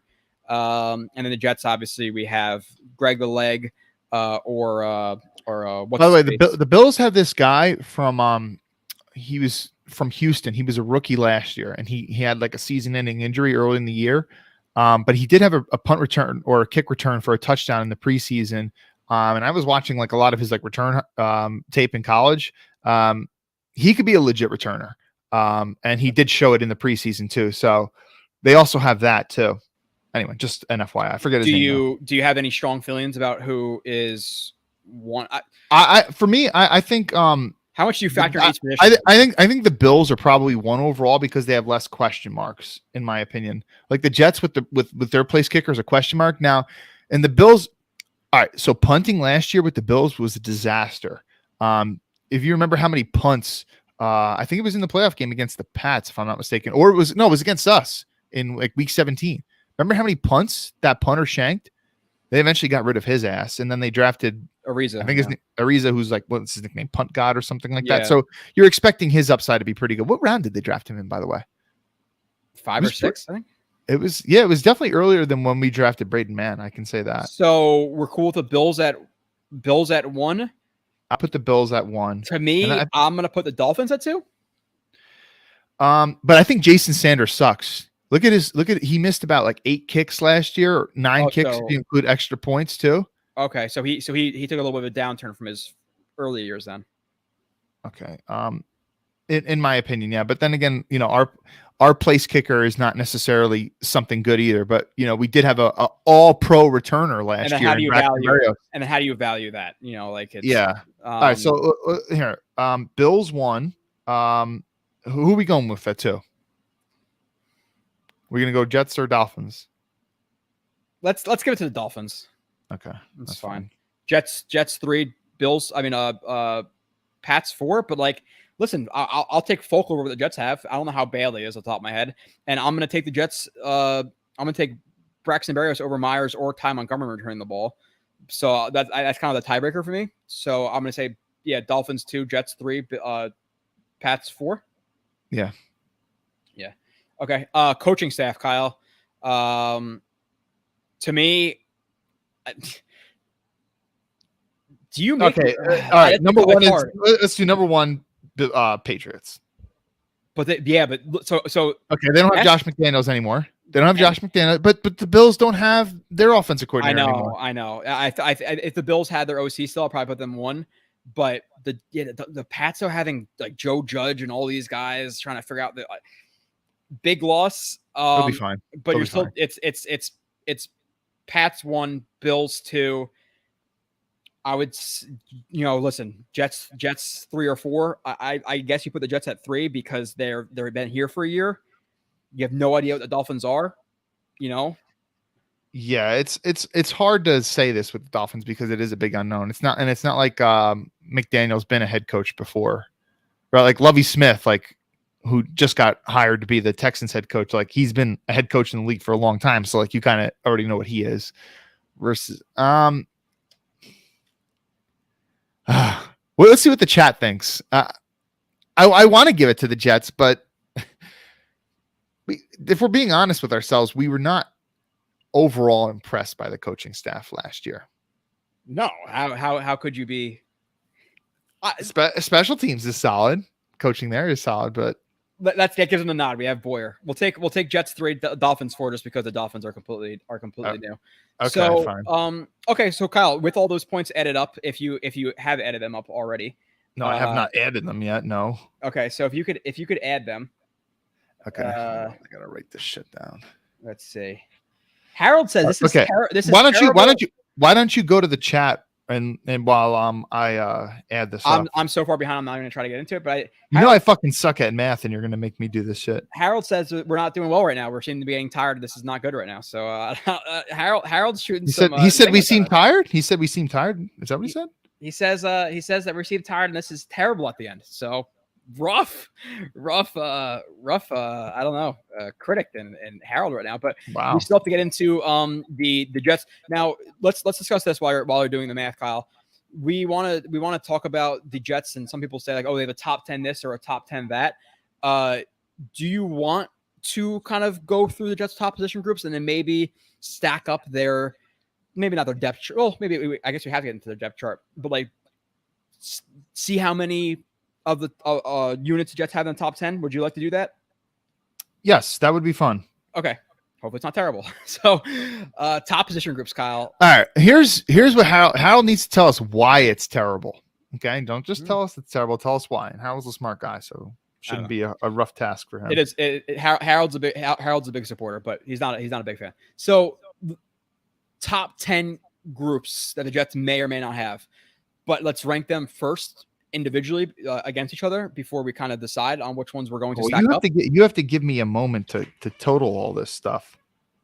Yeah, no, we're just sitting here doing it for an hour. You just had all this time. No, go to the chat. Go to the chat and read the chat. Interact with the viewers while I do this. Okay, so I'll work out from 6:30. We'll see what people are saying, so I can move down a little bit. But let's see. Again, I'm gonna get through this pretty quickly because Harold says, I like Max Mitchell more than Kyle. I am more with you. I think he's an above average athlete.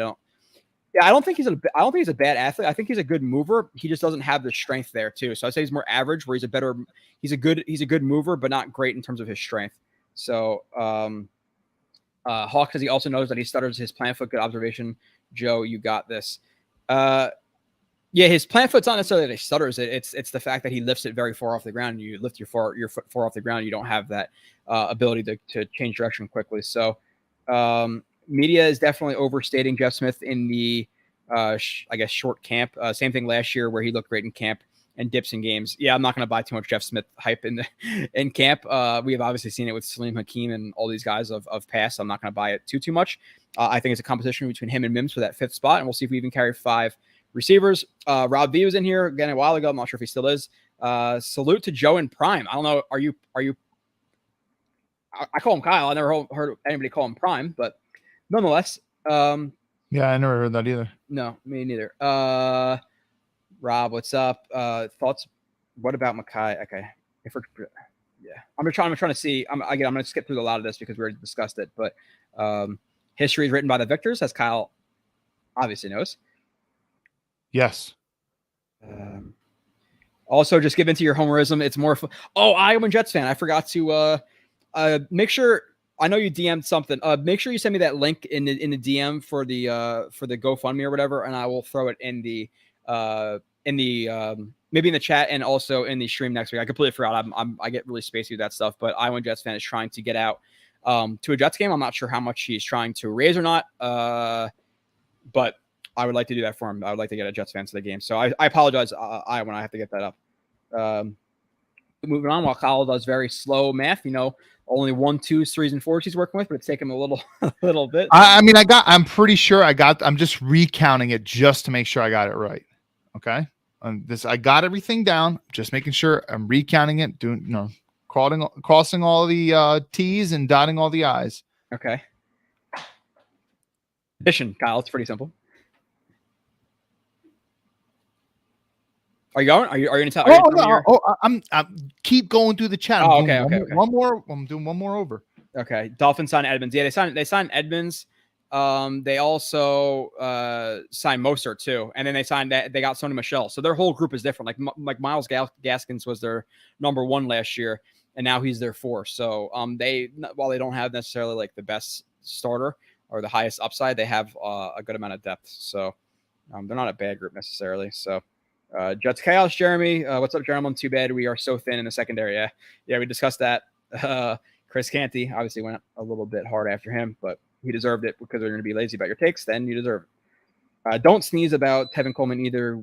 When healthy, he's a game changer. I'm not going to say he's a game changer. I think he is much more close to a jag than a game changer. I think he's okay as a 3, but I'm not. I will sleep on him, Jim Pock. I'm sorry. Or shit on Mostert. Mostert will be hurt by week 4, but you guys are right. He does get hurt all the time. Let's see. Okay, I got it. Okay, go ahead. I'm at 650 in the chat. Okay.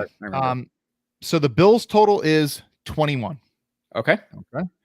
The Jets total is 27. The Pats total is 32, and the Dolphins total is 30. So based again, and we have to. Are we saying the Jets have the second best roster in the AFC East right now? Well, according to this, yes, by 3 points. And I'm sure there's some arguments we can make for the Dolphins. But again, remember though, okay, quarterback, and some people. I know plenty of people probably disagree with the Mac Jones thing, and like you said right at the beginning of this, it's a very flawed system because something like quarterback is going to weigh. For example, the Jets got number 1 when it comes to running back, which is the least valuable. Yes. Yeah. So, but with that being said, like even if we give the Jets -2 for a quarterback, we give them minus a couple of other points. A lot of people are saying, okay, the Dolphins automatically, 10-7, 9-8. Why can't the Jets be? If we're saying their rosters, even if we're going to take some of the bias out and minus some of the points there, they're about equal rosters, right? So why are we saying that the Jets can't be just as good or finish number 2? I think a lot of Jets fans are saying they could finish number 2 in the division, but a lot of people are automatically pinning the Dolphins there. So, Kyle, would you take the Jets roster right now over the Dolphins roster? Yes. Yes, I would. I think the especially when you consider quarterback too. Which I think listen, like the fact, like, yeah, they beat us, relatively handily at corner, maybe corner going forward. I would say corner, yeah. We'll see going forward. Receiver, yeah, we'll see going forward. But like the Jets beat them pretty badly, like at O-line, like tight end. I would even take the Jets. You also have to even wonder, okay, is Byron Jones going to be there next year, right? Because he was signed with a different coaching staff. And he got roasted by Elijah Moore last year. He got roasted last year. He hasn't lived up to the contract. They might get out of that contract next year. So Afram says, is Kyle using a calculator? Dude, that's funny. I was using the calculator at first, and it was so inefficient. It was taking so long. Eventually, I just started counting it up myself. So I laughed when I saw his chat. Yeah. Okay. So would you? So we're legitimately saying the Bills have number 1, Jets have number 2, Dolphins 3, Pats 4. Because like again, even if we're taking some of the bias out, we're in minus some points. Like they're at least near equal. So why are the Jets always pinned at 7-10 and the Dolphins are always pinned at 10-7? I don't necessarily get it. Especially with the new staff coming in. So pretty interesting when you actually. And again, we have to really go and. I think some of that is that the Jets have been a laughing stock for so long that Okay, so interesting thought experiment there. So Kyle, final numbers were Bills 21, Jets 27, Dolphins 30, Pats 34, 32. Okay, interesting.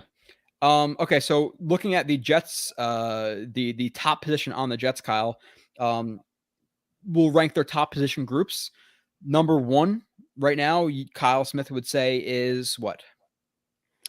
So we were talking about this through text, and you were saying that the top 3 position groups for the Jets are probably offensive line, defensive line, and receiver, but you could also make the argument for cornerback. There's another position in there. Running back. You didn't say that through. Well, okay, but you didn't say that through text though. But yeah. Okay. Mm-hmm. But anyway, so do you want to use running back? So because we're only going to use 3 of these position groups, right? Well, it depends on how many we think can legitimately finish in the top and like as a top 10-ish groups. So I think running back would be pretty easy. Then we'll use that too. Then okay, we'll do all of them. Why not? So what are your rankings from 1 through 5 for the Jets position groups right now? Okay. Well, you didn't ask me to do that, but okay. I'll do it anyway. I should have known. You can't, math single digits with a calculator and now this. So I apologize. We're okay. It's not something you said, but whatever. Why don't tell me? Why don't you just tell me yours? I'm personally gonna go defensive line number 1. I'm banking on upside there. I think if Becton were consistently healthy and there weren't the flags around him, maybe they can make the argument for 1. But D-line 1, O-line 2, which is pretty consistent with the Jets messaging. Number 3 to me is probably running back, to be honest. Yeah. Number 4, I would say my number 4 is probably corner. And number 5 is receiver. And I get that receiver might have some more high upside. Maybe not though, because of Sauce and Reed. Let's talk that corner more. All right, let's talk about this. Okay. So if you're comparing rookies, we like Sauce more than we do Garrett Wilson. Okay, no doubt about that. There's no debate there. All right. In terms of a number 2 option, all right, like Elijah Moore versus DJ Reed, you can give the nod to DJ Reed at this point, right? Like, he's a plus starter and, Moore has still a little bit to prove. Mm-hmm. But then the third option, Corey Davis versus Michael Carter II. Yeah, but then also I'm looking at 4 and 5 and 6 versus, you're talking about Jeff Smith, Denzel Mims, and Barrios versus, Hall, Eccles, Guidry. I think the corners are definitely better there. In my ranking, initially I put receiver at 4, corner at 5, so I'm not gonna go crazy about either one. So I'm fine with that because the depth is there. Now, do you want to eliminate any of those groups? Not according to Chris Canty, though. Do you want to? Okay, so I'm just that tall winger did go first, so now the Devils are on the clock. Sorry, but do you want to make the argument for all those to be? Do we really want to do 5 position groups, or do you think we should? It seems like it's going to be a lot. That's a lot, right? So I think the Jets. Let's see where we get. Let's see how long it takes us. So, defensive line, Kyle. Let's go through the Jets defensive line and see, and we'll talk about. I'm reading the chats kind of on the side. So, Jets defensive line, we put them number 2 in the division, right? Behind the Buffalo Bills, so they're already 2, right? Correct. Baltimore Ravens are another good defensive line, right? We're looking at Michael Pierce, Travis Jones, Calais Campbell. So no, right? We're not gonna say them. Okay, hold on. I'm looking at it too because I don't want to forget anybody. Bengals. I should have maybe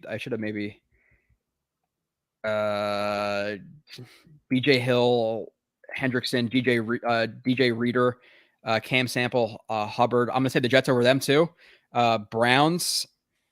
I would take the Jets over the Ravens. And the Bengals. The Bengals as well. Yeah. They don't even have Ogunjobi anymore. With the Browns, you have Clowney, you have Jordan Elliott, you have Taven Bryan, you have Myles Garrett as these starters. Are you getting it to the Browns because of Garrett over the Jets, even though the Jets do have probably definitely the better depth than the Browns?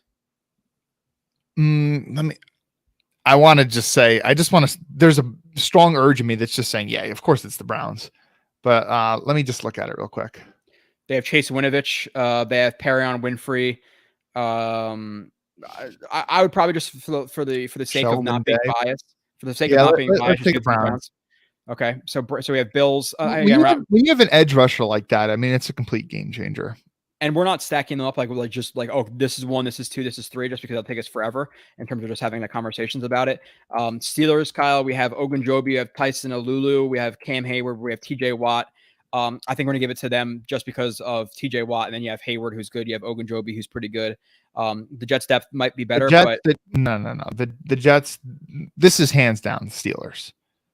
Cam Hayward is a fucking beast, man, and I know he's old. He's a monster. They got Leal too in the draft. They got Carlos Davis. They got Wormley. Okay, so right now, if you could write those down, Kyle, we have 3 above them.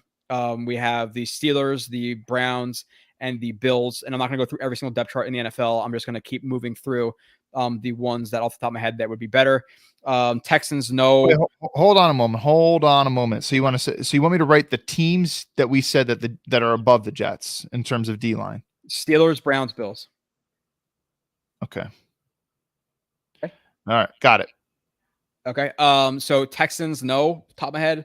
Colts, we have Buckner. Past Buckner, you have Grover Stewart, Ngakoue, Kwity Paye. I'm putting the Jets over the Colts. If you agree with that, we're good to move on. I can't see you though, so if you have any, you can't see me.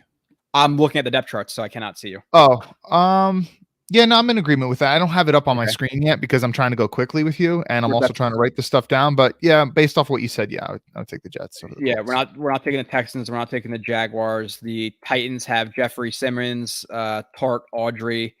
I'm taking the Jets over them as well. In terms of their defensive line, so right now they're sitting at number 4. Hold on a moment though. Their edge rusher, he's good. What's his name? What team are we talking about? I was moving through pretty quick. Titans. They still have him, or did he go somewhere else? Yeah. Yeah, they have Landry still. They have Landry, Simmons, and then past that you have Tart, Audrey, Murchison, Naquan Jones, Kevin that's why Strong. I didn't notice him. They have him listed as a fucking outside linebacker. You sure you wouldn't take the Titans? I like Simmons. I've been more impressed by Simmons than Quinnen Williams. But then again, I watch Quinnen closer than I do Simmons, so I am factoring in the Jets' ridiculous depth here. Bud Dupree too. Bud Dupree. This is to me. This is not an easy one. I don't think you can easily say, "Oh, it's definitely the Jets." But depth, I do think the Jets probably have more depth overall. All right, I'm just gonna let you choose it. You choose. Let's be biased here. Let's say the Jets. Okay, fine. Now moving on to the AFC West, we have the Broncos. Who off the top of your head, Kyle, do we even need to go into the Broncos? They don't have Vaughn anymore. DJ Jones, Mike Purcell, Draymond Jones, Bradley Chubb. Yeah, let's get into the Jets. Moving on. Chubb has been a disappointment. Okay, yeah, let's move on. Chiefs, no. Raiders. We're looking at Crosby, Crosby, Hankins, Chandler Jones, Cleveland Farrell, Vernon Butler. What do you think for that one?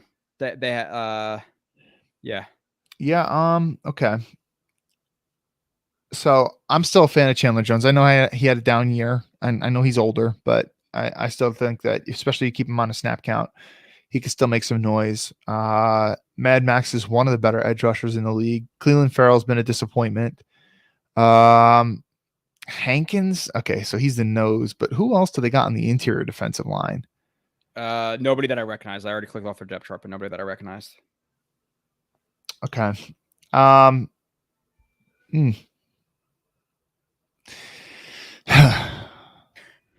what do you think? Who would you go with? I'm going Jets. I'm trying to expedite it a little bit because we have plenty of position groups to do. But I'm afraid that we're just going. Oh, you guys are so biased. I mean, you're talking like. I mean, clearly you got to give the edge, I think, to the. But I know it's more than just. You can't just say, oh, just because of edge. All right, fine. We'll go with the Jets. All right, fine.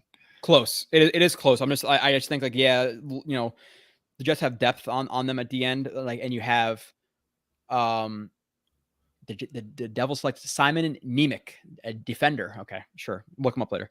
But yeah, like their interior defensive line with JFM with all the guys they have over what the Raiders have, which isn't much there. I'll take the Jets.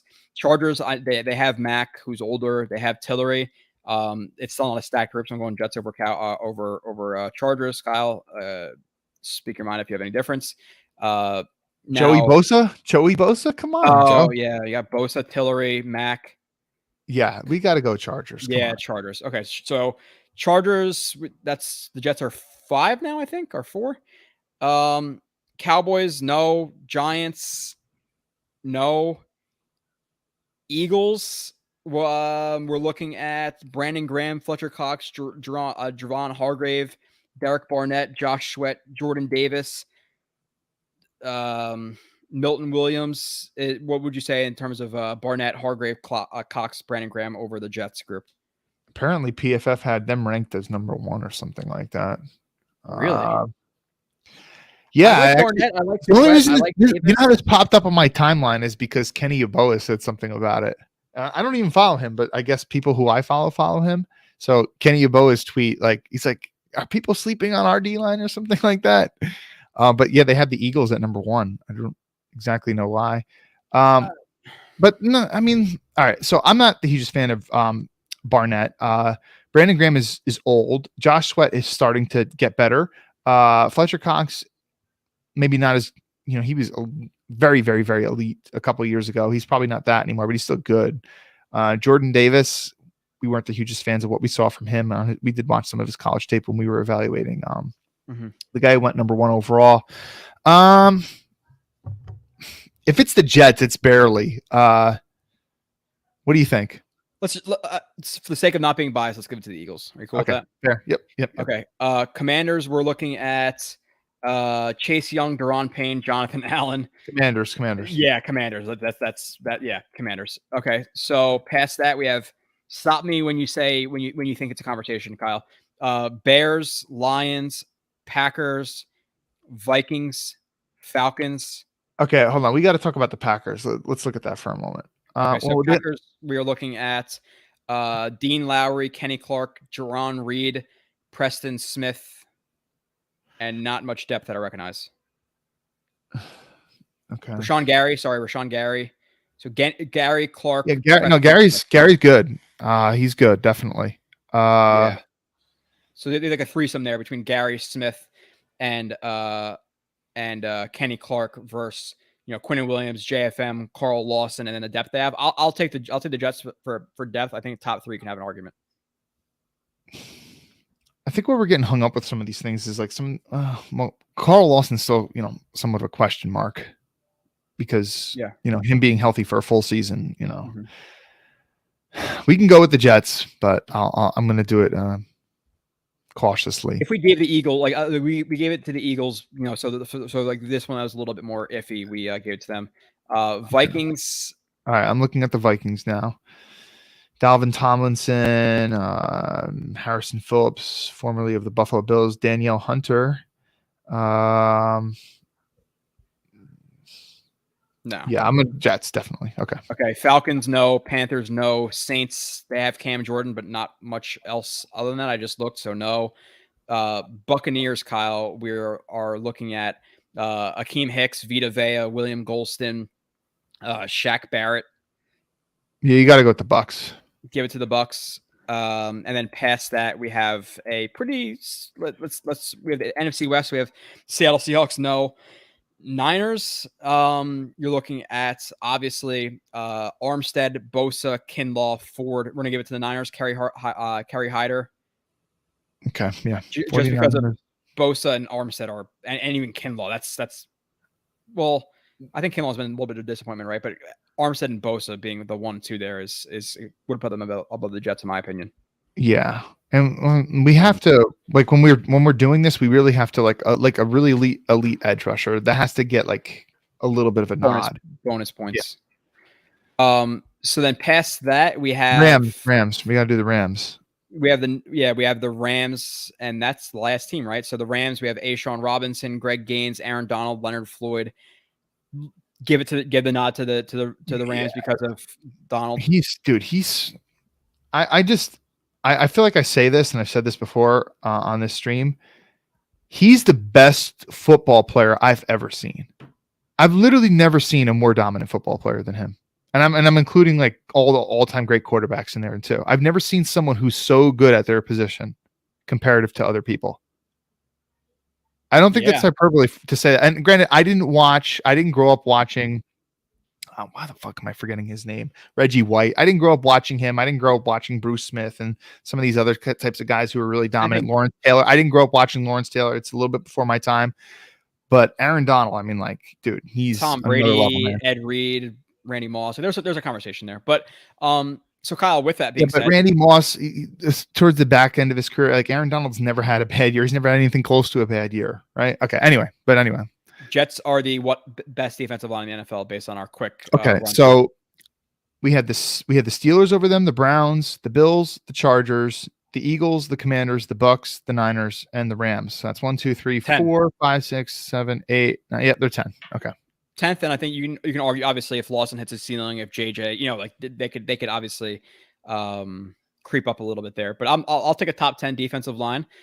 Kyle, this is gonna be hard because it's offensive line. We're not necessarily the most privy to everybody's offensive line, but let's run through. Let's try to do it a little bit. Let's try to do it quick. We're doing 5. Okay. So they're the number 1 in the AFC East, so we don't have to worry about that. Ravens. Okay. You're looking at Stanley, Tyree Phillips, Linderbaum, Kevin Zeitler, and Morgan Moses.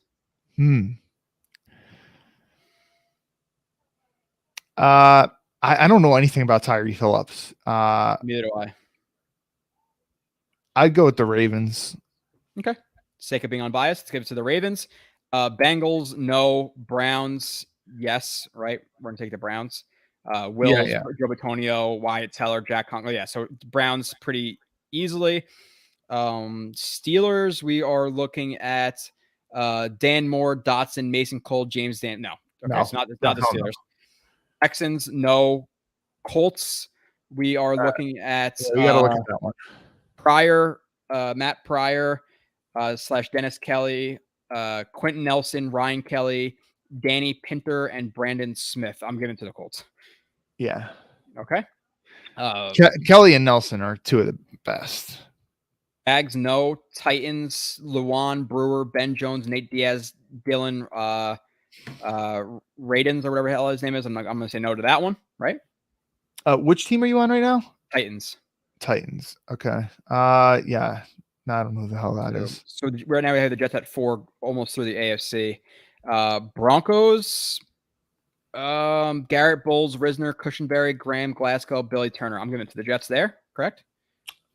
Bowles has gotten a lot better. Risner solid. Cushenberry, Quinn Miners, I'll go with the Jets. Okay. Chiefs, no. Raiders. Wait, hold on. The Chiefs don't pass over the Chiefs so easily. They've upgraded that offensive line a lot. Orlando Brown, Joe Tooney, right. Creed Humphrey. What are you talking about, man? Yeah, you're right. The only one who's a question mark is Wiley. And they got Austin Ritter or whatever as the backup. They got Kennard, Wiley. I would go with the Chiefs. Okay, Chiefs. That's cool. Just mark them all down. The Raiders, they don't have a strong offensive line. Average at best. Chargers aren't a great offensive line, right? Cowboys, we are looking at. Hold on. I think we're moving a little quickly, man, because all right, the Chargers have a stud at tackle now with Rashawn Slater. Corey Linsley's a really good center. Yeah, and they have Matt Filer. Zion those are okay. I mean, maybe Zion. They took him really early. Yeah. Okay. I'll go with the Jets, but it's at least worth a conversation, I guess. Okay. Who are we on now? Cowboys. We're moving to the NFC. So Cowboys, we are looking at Tyler Smith, Tyler Smith, Zach Martin, Tyler Beaties, and Terrence Steele. Yeah, they don't have. So they got rid of what's his face from LSU. Okay, so Tyron Smith is still solid. Not necessarily elite like he used to be, but still really good. Often injured, right? Often injured. Tyler Smith, he's a rookie who was by a lot of people overdrafted, and he has some injury concerns. Biaggia, kind of like I don't know, jag. Zach Martin's really. So you're talking like.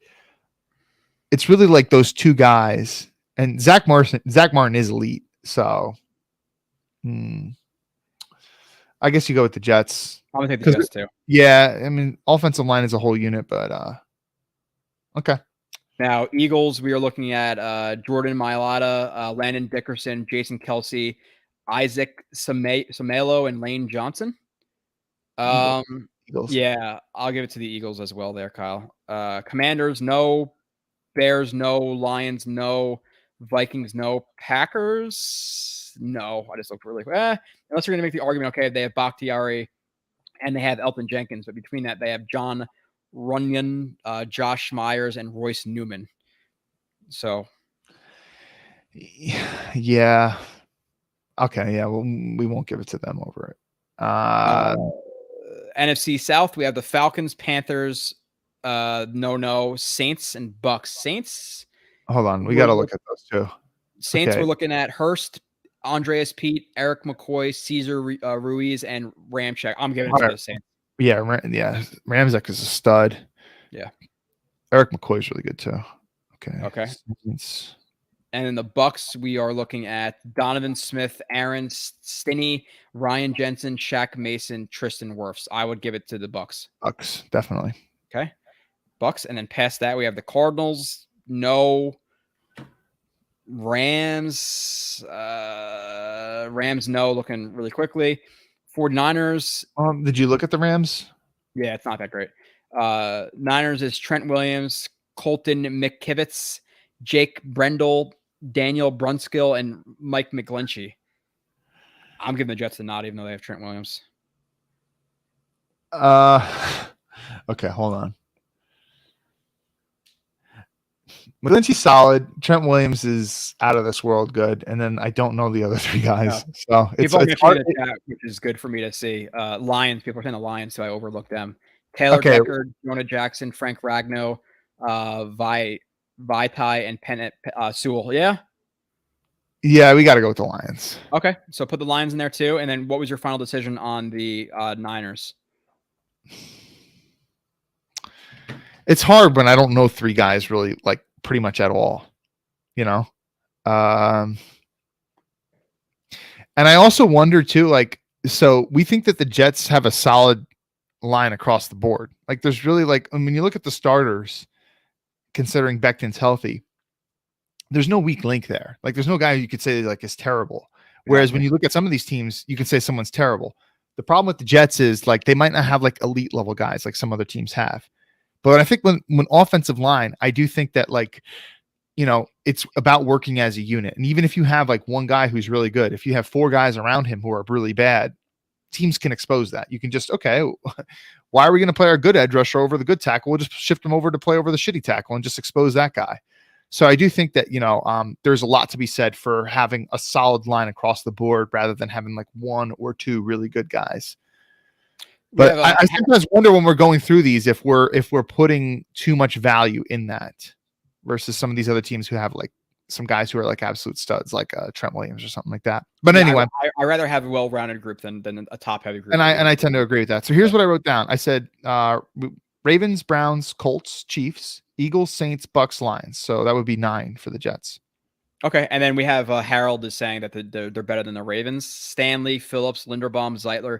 Like I like Zeitler and Stanley. I think you can make the argument that they are above. Want to make that argument because Moses, we're going to take our tackles over him. Zeitler versus Lake and Tomlinson. Linderbaum versus McGovern. You're taking McGovern for this year. Tyree Phillips versus ABT. We're taking ABT.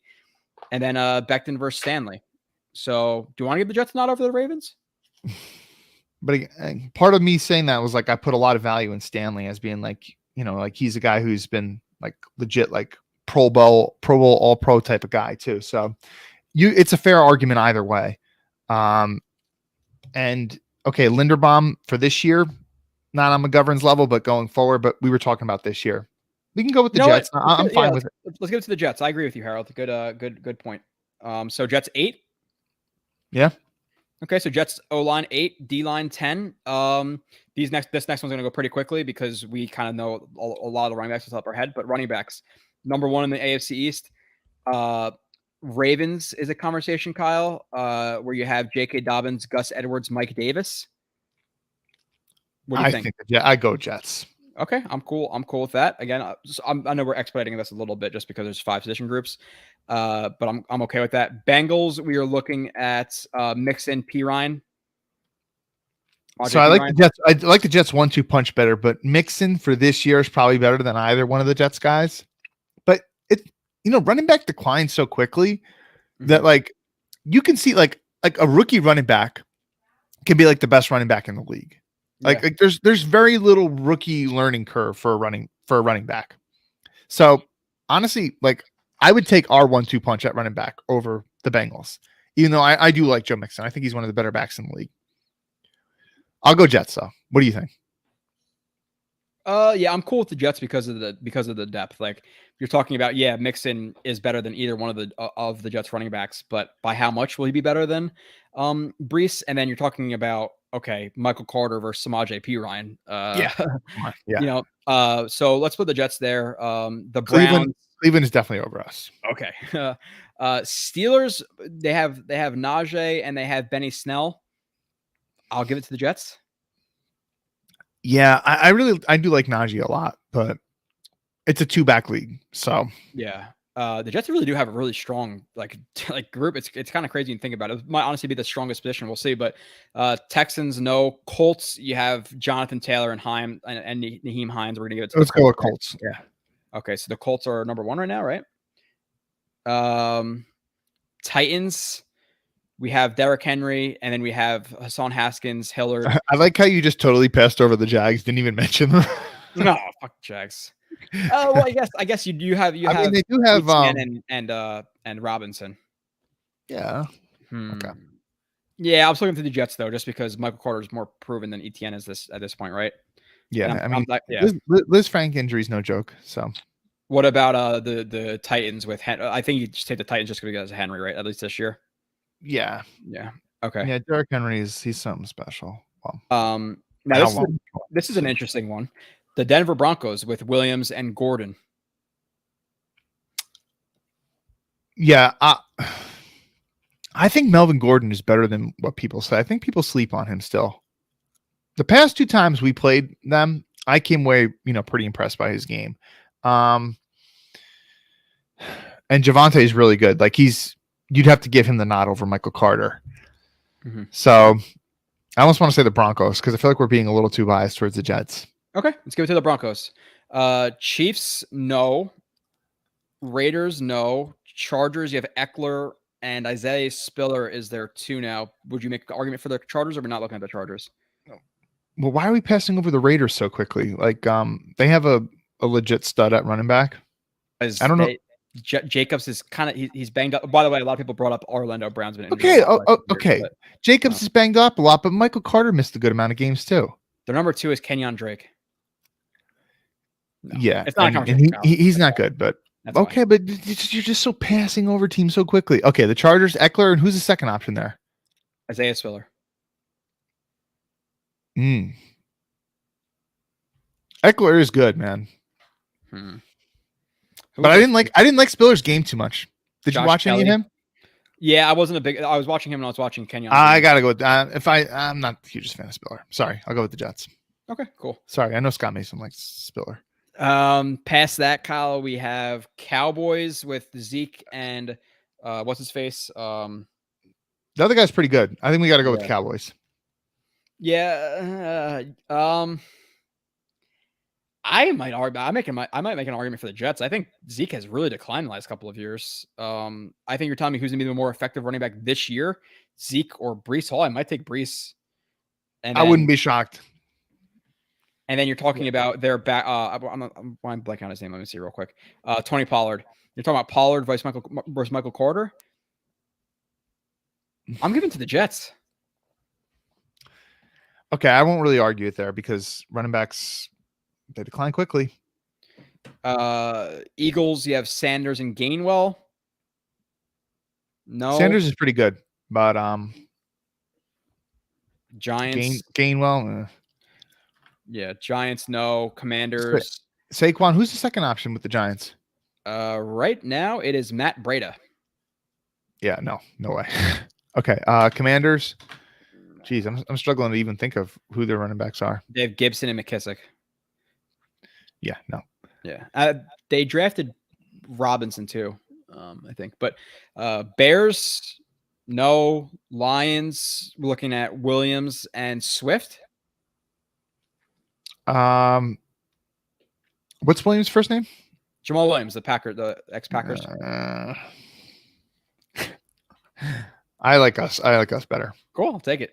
We gotta take the Packers. Packers gotta be over us, right? With Aaron Jones and Dylan. Yeah, I'm cool with just giving them that nod. Yeah. Okay. Vikings, we got Cook and Madison. I'll go with the Vikings. Yeah, because of Cook. Okay. Falcons, no. Panthers. I'm taking the Jets just because Chris McCaffrey is so banged up. Yeah, but come on, man. Who's the second option there? Chuba Hubbard. McCaffrey wasn't this banged up early in his career, but if we're going to use the banged up argument, Michael Carter 1 year missed 4 or 5 games last year, right? So if you project it over the career, how many games percentage wise has McCaffrey missed as opposed to Michael Carter? True. True, but this year, am I going to rely on those two guys to be healthy over McCaffrey? Yes, I think McCaffrey. If you get 10 games from here, we'll take it, and then pass that Hubbard. I don't know jack shit about Hubbard, but I can say that McCaffrey is, he's a very unique back, very very unique. I'm fine with going with the Jets, but maybe if we take the Jets here, we don't take them with the Saints with Kamara and Ingram. Want to give it to the Saints then there? I'll give it to the Saints. Yeah. Okay. Bucks. We are looking at Fournette, Rashad White, Keyshawn Vaughn, Giovanni Bernard. We're giving it to the Jets there. Yeah. Mm-hmm. Yeah. Cardinals, no. Rams. We're looking at Cam Akers, Henderson. Jets. I do like us better. Okay. And then the Niners, we're looking at Elijah Mitchell, Trey Sermon, Jeff Wilson. No. Okay. And the Seahawks, we're looking at Penny and Carson, who might be done playing football forever. Wait, and, Carson's done playing football forever? Yeah, he might be. I'm not sure if he's 100% or not. He said he's going to retire or something? He has like some neck problem where he might not be able to play. Oh, shit. I didn't know that. So, Jets? Yeah, sure. Cool. So where are we at, Kyle? So we had the Browns, the Colts, the Titans, the Broncos, the Packers, the Vikings, and the Saints. So that would make us 8. Okay. Let's see if we have time for the other ones. Receiver, running back. Are receiver and corner? Do you want to do those? I'm having fun doing this. I don't know how the chat feels about it. I don't know if Harold still says this is terrible. I have no idea what the chats are saying. Yeah, I have no idea. Let's see. Okay. Let's do this. We'll do it. Imagine everyone in the chat just saying this is terrible and everyone logged off. Oh, And we're just talking amongst ourselves. The good old days. We're podcasting. That used to be the podcast. So receiver, Kyle, we have Bills above them. We have the Dolphins above them. Again, I'll go through the teams. Stop me if you want to, but Bills, yes. Dolphins, yes. Right. Pats, no. Ravens, no. Bengals, yes. Okay, yeah, I agree with that. Browns, no. No. Steelers, we're looking at Claypool, Deontay Johnson, George Pickens. Are we missing? I feel like we're missing someone there. We said Ravens, no. Bengals, yes. No, I'm saying, are we missing someone on the Steelers? Deontay Johnson, Claypool, Pickens, Anthony Miller, Miles Boykin, Calvin Austin. Okay, so yeah, I like the Calvin Austin pick. I wouldn't be surprised if he turns out to be a pretty solid guy for them. Is that the Anthony Miller that used to be with the Bears? No. I believe so. Okay. This is interesting. I'm not the hugest fan of Claypool. I think he's a little overrated. He thinks he's a top 5 receiver or whatever. Didn't he? He's not. Top three? He's nowhere close. Nowhere close. So what do you get the final verdict on this one? I haven't watched enough of Deontay Johnson. I have been impressed when I have watched him though. And I think he's really good. I do. And George Pickens is, he's a question mark because we barely could see any of his film. Mm-hmm. So this is tough, to be honest. Sake of being unbiased, Kyle. Let's go with the Steelers. Okay. We know the bias will creep in later. So we have Bengals. Steelers, Bills, Dolphins above them. Texans, no. Colts, no. Jags, no. Titans, no. Broncos is the next conversation, Kyle, with Sutton, Judy, Patrick, KJ Hamler. Okay, Hamler's been a bit of disappointment, although he's been hurt. Tim Patrick, he's definitely, really impressed. Sutton, I haven't seen enough from him, to be honest, and we haven't seen enough from Judy either. I'll go with the Jets, to be honest. What do you think? I think it's probably a little bit closer than we're thinking. I think Tim Patrick and Sutton are both pretty good. Judy has had some issues his first couple of years, but I still think he's good. They definitely got us with depth. Depth, for sure. Tyree Cleveland. Yeah, let's give it to the Jets, but that's I think it's pretty close. Chiefs, Kyle, no, right? Because no, they're top three. Schuster, Hardman, and Scanling. Yeah, if they still had Tyreek, okay, but they don't. All right, let's look at Las Vegas. Las Vegas is definitely over us. Raiders, yes. Chargers, yes. Right? Yeah. Okay. I gotta write this shit down. All right, so we said Raiders, Chargers. We didn't give it to the Broncos, right? No, we got Bills, Dolphins, Bengals, Steelers, Raiders, Chargers. Steelers, Raiders, Chargers, Cowboys now. We're looking at Lamb. We're looking at Gallup, no Cooper. I'll probably take the Jets. Yeah, I'll take the Jets. Giants, no. Eagles. You don't like CeeDee Lamb that much. Giants, no. Eagles, no. Oh, whoa. Why are you passing over the Eagles so quick? What's wrong with you? A.J. Brown, Devonta Smith. Fuck, I forgot about Jalen Wright. Okay, Eagles. Yeah. Eagles. Let's give it to the Eagles. I'm cool with that. Good point, Kyle. I completely forgot about A.J. Brown. So now we have the Commanders with McLaurin, Samuel, Jahan Dotson, Cam Sims, Diami Brown, Dax Milne. Dax Milne. That's Zach's boy from college. Yep. I didn't realize he's stuck on the roster. Well, McLaurin's really good, but some of these other guys. All right, never mind. Jahan Dotson. What am I saying? Curtis Samuel. This is tough. I'll let you go. You're more of a receiver guy than me. You choose. I like McLaurin a lot, but I'm more comfortable with the Jets 2, 3, 4 than that. And I think if I'm expecting more Elijah Moore to be as good as he is, then it's not McLaurin it's still, he's still really good, but I think that Moore takes those steps to that level too. So I'll give it to the Jets there. I'll say this, so Dotson went way earlier than I was expecting. I like Garrett Wilson's tape quite a bit more than I like Dotson's tape. Mm-hmm. But McLaurin is, he's proven, we've seen a lot more production from him than we've seen from Elijah thus far. And Curtis Samuel, he's been a disappointment for them. So we're going with the Jets. Is that what we're going with? Yeah, that might be a little bit biased, but I'm cool with that. Bears, no. Lions, no. Packers, no. By the way, pause for a moment. For anyone who's saying, "Oh, these guys are they're the biggest Jets haters out there. They're always down on the team."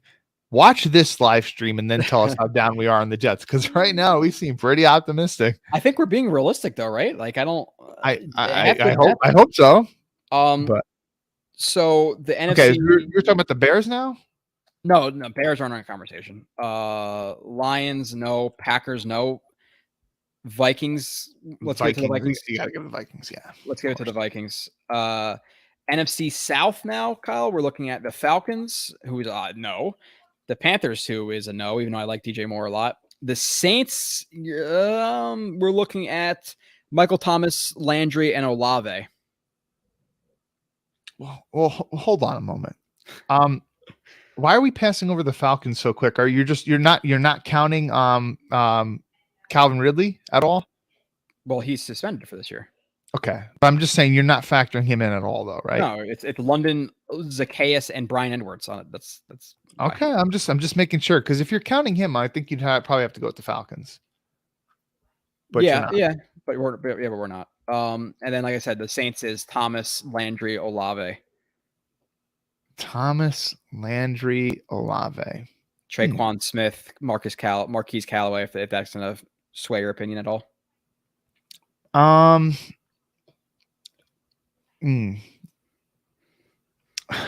Well, all right. Damn. So I'll go with mine, Kyle. So again, this might be biased too, but like Olave hasn't proven anything. I think he was a reach at 11, to be completely honest. Michael Thomas hasn't played in how long? And Landry's a good slot, but like nothing to write home about. Yeah, let's go with us. Okay. Past that, we have the Bucks. We're gonna take the Bucks, right? The Cardinals, we have Hopkins, Brown, AJ Green. Hopkins is suspended. I'm not sure for how long. It's like 6 games or something like that. Okay, so still, you got to count him. He'll be playing eventually this year. Okay. How washed is AJ at this point? Pretty washed, but for the sake of being unbiased, I want to just give it to him because we gave it to him over the Commanders. Okay. Yeah, we'll give it to him. Rams over the Jets. 49ers, no. Hold on, let's look at that. We can't just pass that over. They do have Debo. No, Ayuk, Juwan Jennings, Ray McLeod.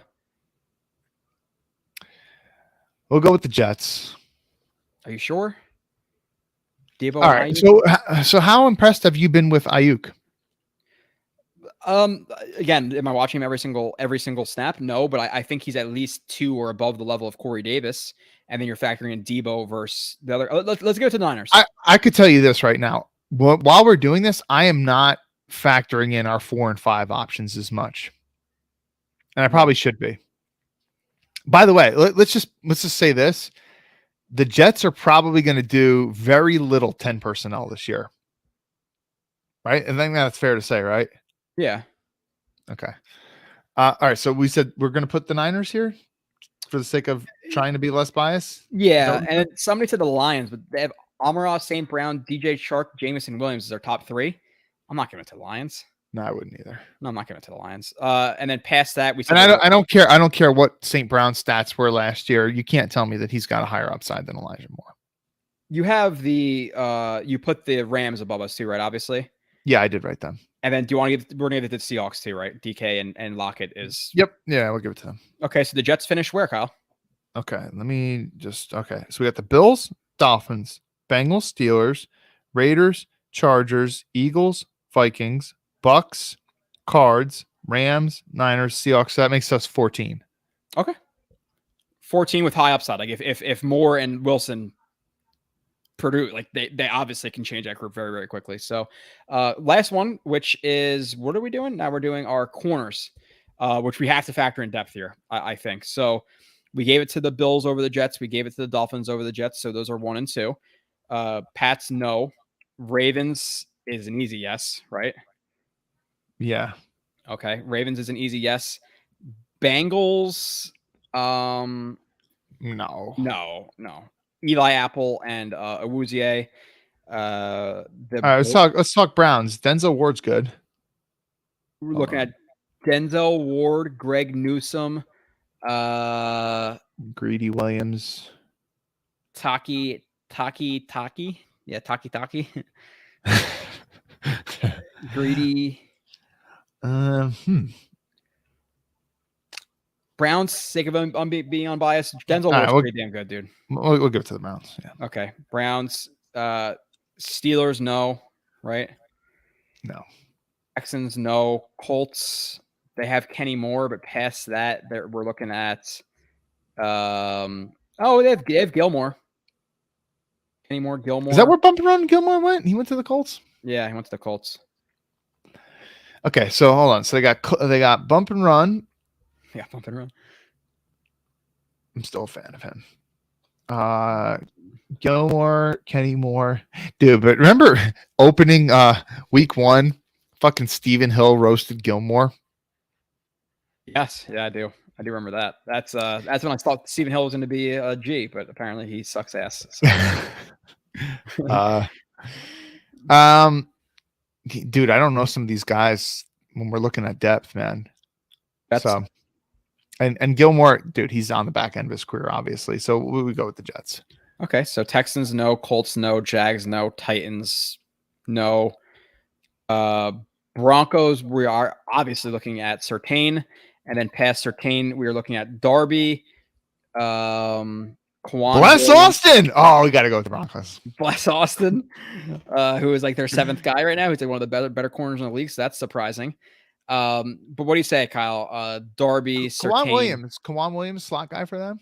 Kawan Williams, slot, yeah. He's listed as a left cornerback right now, but who cares about ESPN's depth charts? Oh, you're looking at ESPN. I'm looking at fucking our lads. But Surtain, Darby, I like Surtain a lot, but Sauce, Reed, Hall. I don't listen. Darby's had some good moments in his career, but I think there's a reason why he's moved around a lot. Right? We're talking Bills, Eagles, Redskins, Commanders, and now, and Kareem Jackson's no longer a corner for them. Yeah, I'll go with the Jets, but Surtain is very, very good. He's legit. Chiefs, no. Although Sauce could be better. Chiefs, no. Raiders, no. Chargers, you're looking at, obviously, J.C. Jackson signed there in the offseason. Asante Samuel, Michael Davis. That's about it. I just like how he passed over the Chiefs so quickly. They did draft your boy from the University of Washington. McDuffie, yeah. I'd go with the Jets. Okay. What about the Chargers? Is that what you're talking about? Yeah, I'm saying over the Chargers. JC Jackson's kind of feast or famine. He's definitely a ball hawk, but he gets roasted sometimes too. Right? Perryman, Monday Night Football. Bryce Callahan's he's solid though. I like him. Past that, the next team that we can discuss is the Cowboys with Jordan Lewis, Trayvon Diggs, and Anthony Brown. Diggs is definitely overrated. That's for sure. He's for sure overrated. For sure. Jordan Lewis. I guess he's solid, but Jets. I like us. I like us better. I really do. Giants, no. Right? No. Eagles, no. Hold on. I'm trying to. Can we think about the Eagles for a moment? Like, I don't want to. Darius Slay, Bradbury. Are you sure, Joe? I don't like Slay. Slay when I watch Slay play, he loses a lot. I'm the biggest fan of Slay. Do you want to give it to them just because? Again, they got two proven solid starters. I think we got to go with them. Okay, put the Eagles there. Commanders, no, right? They're looking at William Jackson, Kendall Fuller. Two solid guys. What do they have after that? Benjamin St. Juste, Troy Akpe, Danny Johnson. Jets? Yeah. Bears, no. Lions, no. Packers, obviously, you got Alexander. Past Alexander, you got Eric Stokes, Rasul Douglas. Want to give it to the Packers? Yeah, let's give it to the Packers. Vikings, no. We're trying. Hey, people, we're trying not to be biased. Trying, but it's pretty much impossible. The Vikings are looking at Patrick Peterson, Cam Dantzler, Harrison Hand, Andrew Booth Jr. Okay, so we're not talking about the Patrick Peterson of old, that's for sure. No. Cam Dantzler, Andrew Booth. I'd go with the Jets, but All right, I'm cool with that. Let's maybe give this next. How much do you know about Dantzler? Not a ton. Okay, yeah, that's tough. I don't really know too much about him either. What were you gonna say? The Falcons with AJ Terrell and Casey Hayward. Want to give it let's go with Falcons. Isaiah Oliver too. Like they have some good corners actually. Yeah, they do.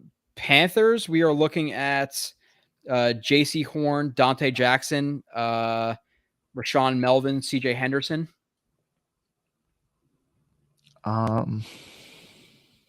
Justin Burris at safety. Good old Justin Burris. Let's go with the Panthers. Okay, Panthers. I'm cool with that. Saints, Paulson Adebo, Marshawn Lattimore, PJ Williams, Alante Taylor. Saints. I'll get to the Saints because of Marshawn. A little bit more proven. Bucks, we're looking at Carlton Davis. We are looking at Jamal Dean, Sean Murphy Bunting, Ross Cockrell.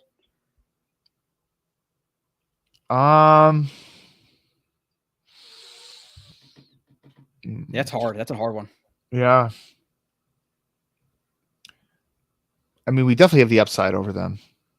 And depth.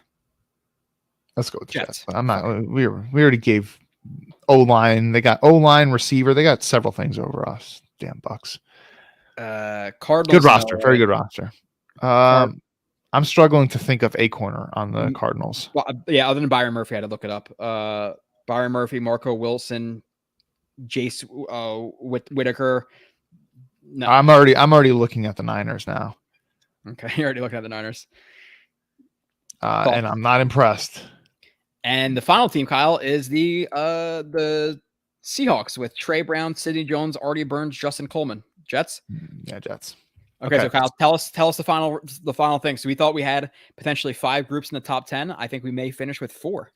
Okay, so Bills, Dolphins, Ravens, Browns, Eagles, Packers, Falcons, Panthers, Saints. So that would make us 10. Okay, so based on going through all that, which again, Kyle and I really have to go through for hours and talk about depth and look at all these guys, but as of right now, we had the Jets O-line at 8, their D-line at 10, the corners at, you said 10, the receivers at 14, and the running backs at what again? 8. So we're looking at 3 top 10 groups, right? Or 4? 1, 2, 3, 4. 4 top 10 groups. And 3 of them are 2 of them are 10. Yeah. Okay. And with the receiver, the potential will be okay. So interesting. Interesting development there, huh? That was fun. So the point is that the Jets do have a roster to compete, but again, so much of the NFL is quarterback and coaching, and those are 2 big question marks. Mm-hmm.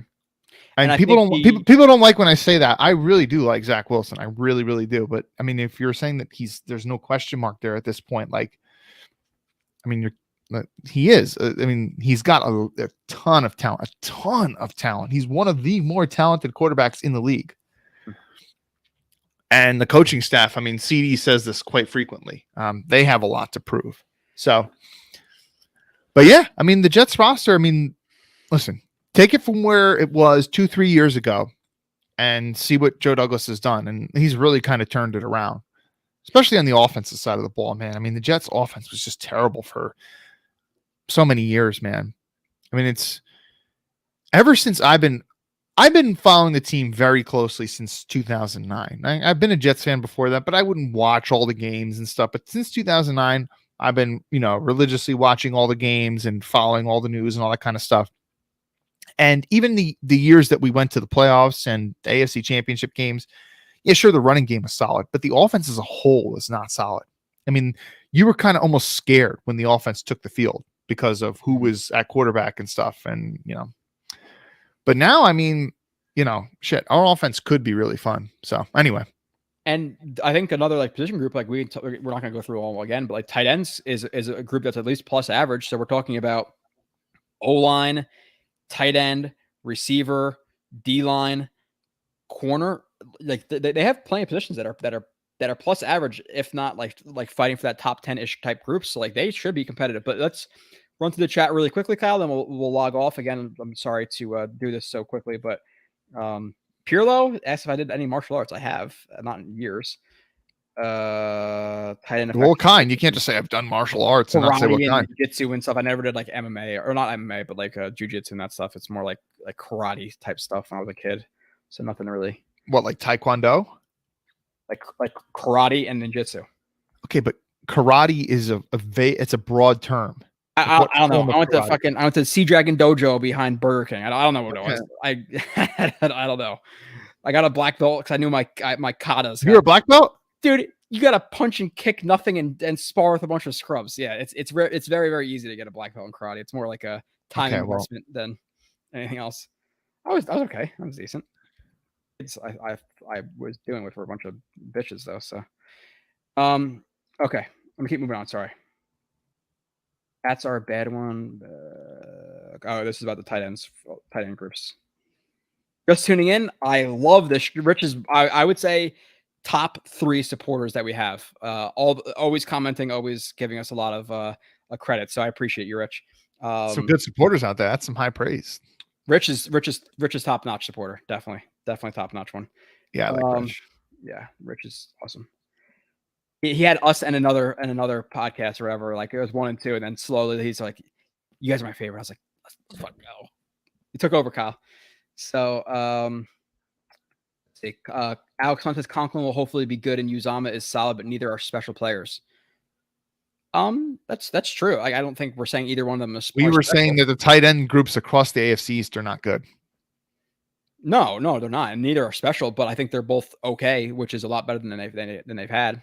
So, Jinpak, this is the best stream content. Great job. Good job. Great idea. Appreciate that. Jinpak liked it. Harold didn't though. Let's see. I don't know. I'm so far behind that people can't make everyone happy.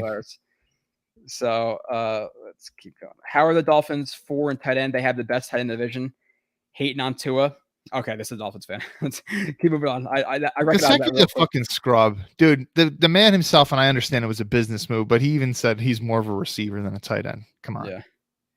Yeah. Dude, watch that guy. Watch that guy block. I'm being a little sarcastic, man, but dude, I could fucking get around Gesicki. Arnold Blair himself. Let's see. Solid too. Yeah, a lot of people are talking about like the rankings we had, so it's kind of hard to. Jets easily have the worst linebackers. Steven, I agree with you that they have very bad linebacker group. But look at the Pats linebackers right now. They are very, very bad. Yeah. Right. We wouldn't be saying that if they still had Hightower, but they don't. Would you sign Hightower? I would. I don't think he fits. I would. I don't think he fits at all, though. Unless you're signing him to be just a run stuffing guy. I'm saying like if I can get him for like a cheap deal, why not? Eric, I guess, who's obviously a Bills fan, saying. I mean, they need to sign somebody. I mean, it doesn't need to be him, but they need to sign somebody at linebacker. I would say Tyron Johnson is good. From what I've seen, they're just so disciplined that everybody looks good in their secondary. Like the Bills are so fucking good. We did forget. Tyron Johnson, he is pretty solid. Although he was the guy who got beat on Keelan Cole's long touchdown last year. Mm-hmm.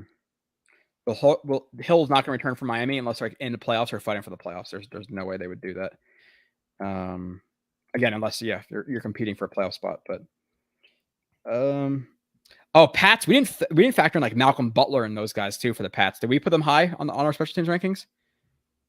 The Pats. I'm trying to remember. I think that they were over us. What, Malcolm Butler? Why are we talking about him? I was talking about the special teams units in the chat a little bit.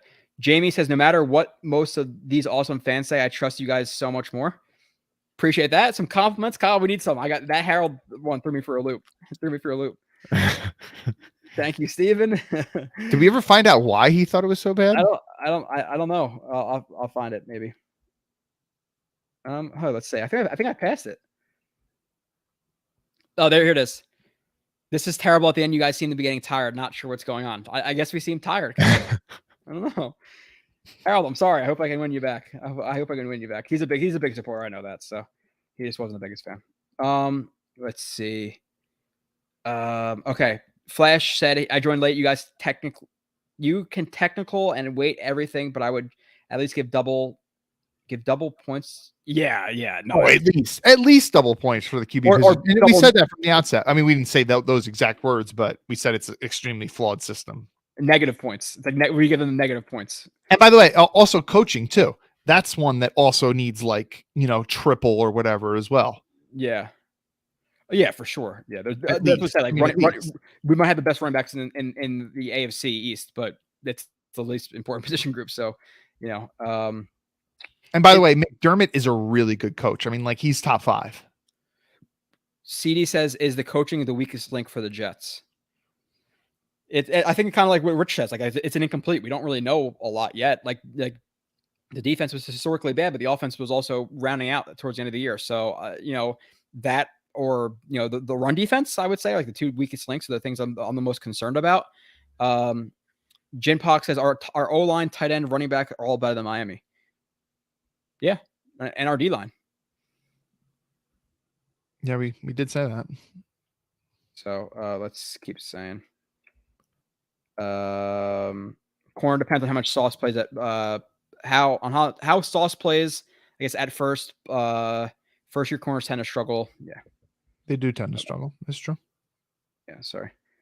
Total bias. There's no way the Dolphins roster is number 4. Hatred on Dolphins. Too many Jets productions. Too much for. We didn't have the Dolphins roster wasn't number 4. We had the Pats as number 4. Yeah, we had the Pats number 4. And where were we that harsh on the Dolphins? Like, I think we were pretty fair to the maybe we're being a little bit harsh on Gesicki, maybe a little bit on their linebackers. Like the Dolphins, I think people overrate the Dolphins roster a little bit. And I think even last year, like people said that, and we kind of did this again, and we were like, see, the thing about the Dolphins roster is they're really strong in some areas, but then they have really weak areas too. Like corners, like a big area of strength for them, right? But then they have some areas of weakness. And granted, they did upgrade their offensive line with like signing Armstead, but their offensive line was really bad last year. Yeah, and their linebackers are bad. Their O line is pretty bad. Like they're not sacked, so I don't know. And like another reason why we're down on the Dolphins is Tua. Like if you were to ask me last year, like I was not high on Tua. I didn't think Tua was good. But after what I saw from him, like if you were to ask me at this time last year, I would have been more optimistic. Okay, like Tua showed me like maybe some things in year 1, but his year 2, like that year 2, that was a bad year 2. All right, there's no two ways about it. So that's another reason like why we're down on them. Mm-hmm. We have a Cowboys fan in here too. Cowboys fans in here. We got Bills fans in here. Afram says your Devils took Simon Nemec. Yeah, I got to look into him, Afram. I'm not gonna lie and say that I've heard about it. I know like some of the people I listen to, like they're saying like he was their top defensive option. But I thought they were gonna take that center, but they have a bunch of centers already, so we'll see. Crosby is nasty. Yes, we should go to a Rangers Devils game next year. I went last year. They got smacked, of course, but. Yeah, we could do that. That'd be fun. I love going to hockey games because I really take an Uber to the train station, which is 5 minutes from my house, and you just literally train station, boom, you're there. Doesn't matter if it's MSG or the Rock. So, Jets O line, running back, receivers, corner, D line, and tight end room are all top 10. Book it. We were there. We were there with a lot of them. We were there with running back. We were there with O line. We were there with D line. We were just there with corner. I think receiver could do it. I think tight end could do it, but they're not there now. But the thing with tight ends too is I like the Jets tight end depth, but the thing with tight end is like, let's say you have a roster, like let's say you have like a George Kittle or a Travis Kelce or something like that. You know, you don't always need to run like a lot of 12 personnel. Like most teams run 11 personnel majority of the time. So how much do you have 2 tight ends on the field? So like, even though we might like the Jets tight end depth, they don't have a game changer there, right? So, I don't know how well we would stack up across the entire NFL in terms of total rankings. I don't know. I don't know if it'd be top 10. A lot of people had the Lions in that conversation. Do we put the Lions O-line above the Jets O-line? We did. We did. Mm-hmm. Okay. So there you go. Bless Kyle for his patience. I guess I was interrupting you or something there, but bless you, Kyle, for your patience. I apologize for whatever I did. It might have been with the counting thing, dude. I was doing it like an idiot first. What was it? Afrim or Afram who said that he's using a calculator to. Yeah. That was stupid. I shouldn't have done that. It's so good. Daniel Murphy says, "Hey fellas, hope you had a good 4th. I hope you guys did as well. Obviously, I worked for most of the weekend, but yeah, I hope you guys had a good time. Fireworks. I might be becoming an old man with fireworks. Did you have to tell anybody to not shoot fireworks while you were working? People may or may not drive very slowly to fireworks complaints because it's a fucking 4th of July. I'm not gonna be doing that shit unless it's like crazy. We're like, okay, this might burn a house down. We're good. We're good. Broncos. Gordon is. Yeah, we put the Broncos running backs above the Jets, I believe. So yeah, we did. Gordon is underrated. We both shared that opinion. When he was a free agent this year, I was like, him and Carter. Okay, I'm cool with that. Yeah. Y'all sipping on Eckler? No, Eckler's. I really, really like Eckler.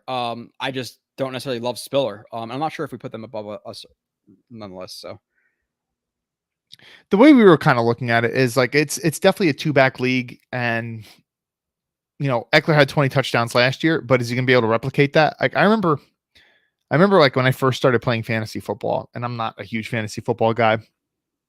I'm forgetting his name at the moment, but oh man, what the hell is his name?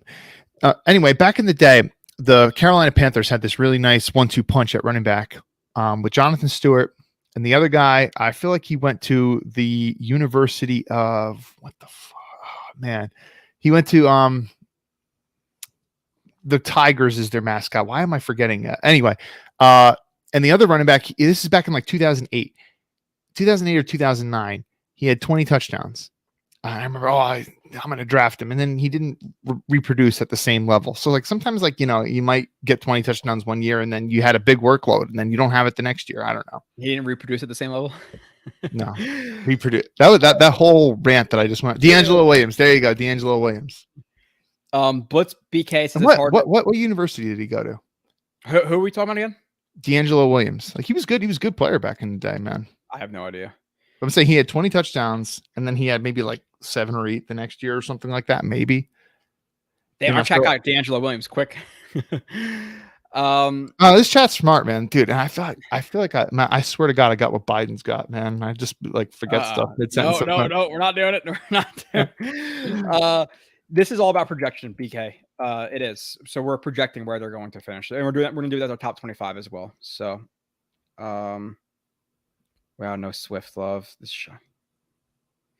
That is shocking. I think it's the Jets over the Cowboys. Yeah. People are saying like we had another person here said Pollard over Carter. I like Pollard a lot. I'm not taking him over Carter, but again, to be fair, I'd have to watch Pollard more. But let's see. Pollard's pretty good. I remember I remember watching him last year because Cowboys always get a decent amount of primetime games, and I remember like thinking like, oh, this dude's pretty good, and like I was like scrolling through Twitter stuff too, and people were saying like he might be better than Zeke at this point. And I was thinking like I wouldn't be shocked if he is at this point. And yeah, Eckler has been consistently good. So the thing with that is, okay, how much do you value Eckler as like that true number one, legit top 5 running back versus having like a really solid 1-2 punch? Mm-hmm. That's the kind of the question you have to ask. And, if I was more impressed with Isaiah Spiller's tape, I would have definitely said the Chargers, but I wasn't. But Eckler is definitely really good. And by the way, that's a funny name. Art Vandelay. Did you catch that name? Do you know what that's from? No. That's a Seinfeld reference. Not a big Seinfeld guy. I'm not gonna lie. Okay. Keep doing it. We got D'Angelo Williams, Memphis, University of Memphis. We got some comments after that, Kyle. I guess after we're doing the position groups, we got a let's go from Harold, which is a positive. We got he said let's go, but no exclamation marks. Yes, you're right. He's playing Madden. I agree with this Todd M. Deontay Johnson is underrated. Claypool's overrated. I agree with True. I Yes. agree with that. Yeah, a lot of people are really Jets fans are smart. They're all high on Johnson, and I think part of this Swolsey is that he's extremely inconsistent because look at who his quarterbacks have been. That's a problem.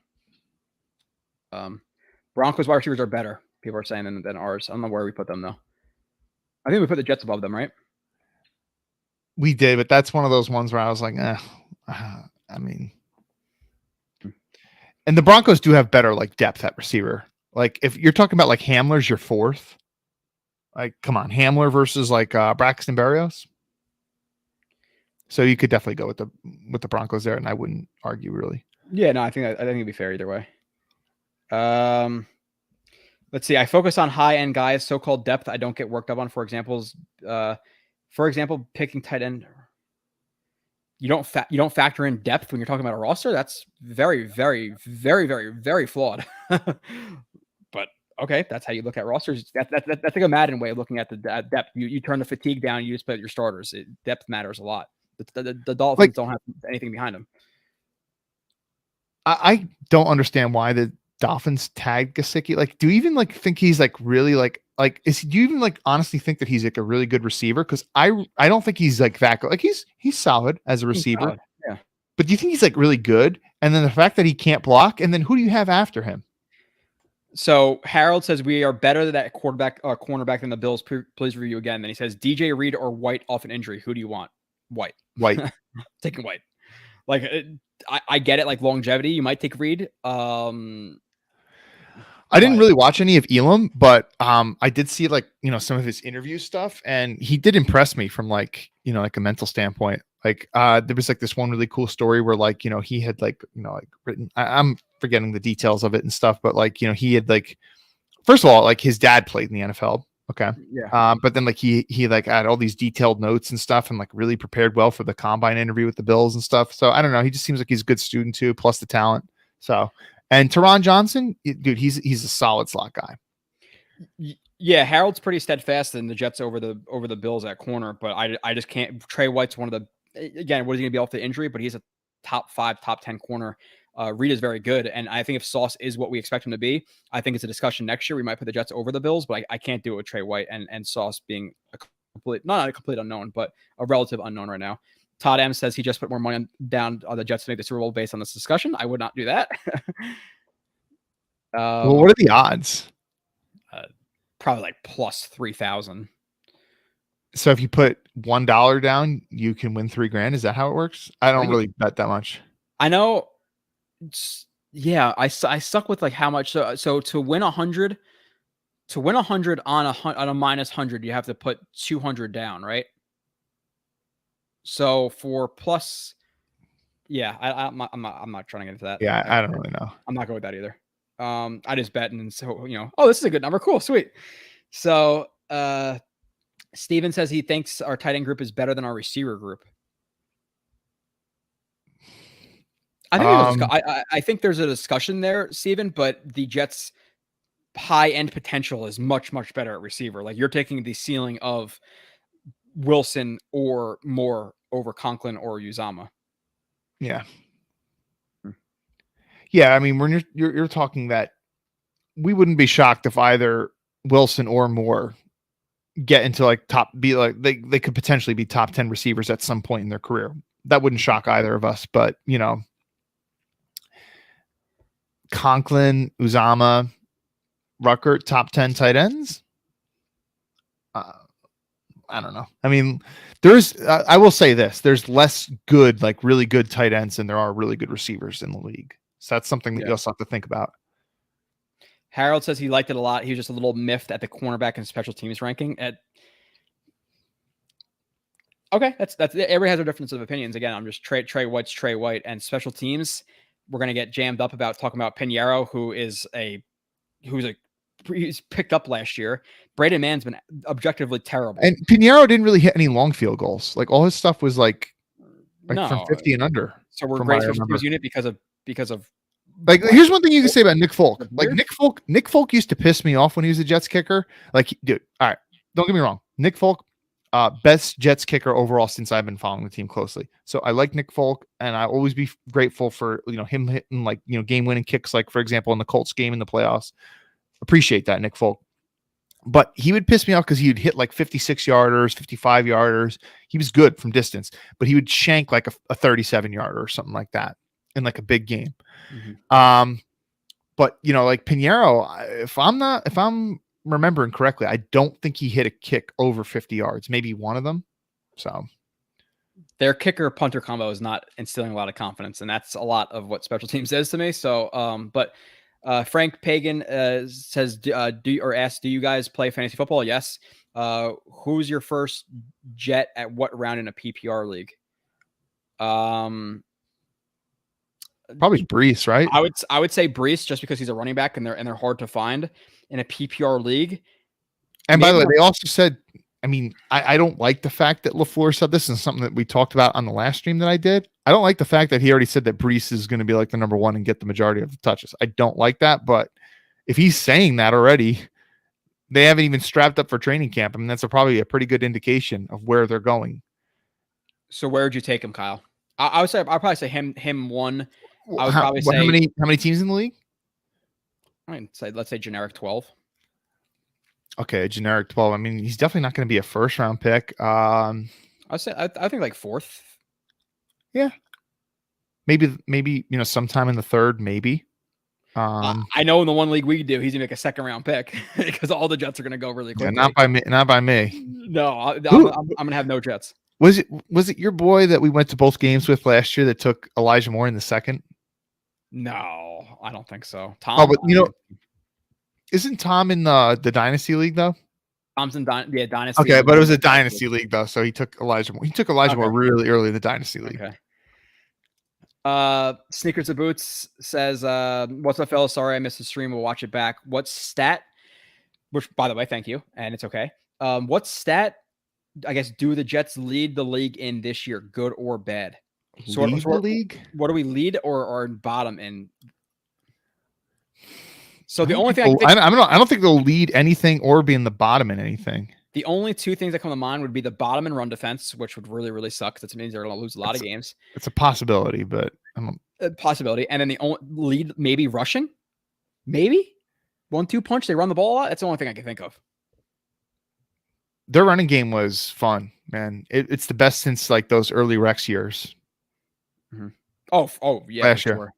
I just saw a Chris Ivory stat today that I forget exactly what it was, like missed tackle or something like that. That made me really miss Chris Ivory. I love Chris Ivory. Yeah, he was fun. Another guy who got banged up a lot, but yeah, he was fun. Kyle, do you see this comment from Harold with an exclamation point? This stream was the best in weeks. Really kept me and the stream engaged. We made up. We're cool. We're good, Harold. We'll just have to have you call in and you debate Kyle or something. I don't know. Let's see. Maybe other Bills corner. Why are you trying to get me to fight with Harold? Because I talk a lot. I want just to see that happen. Pollard is a beast. Average like 5.5 per carry. Okay.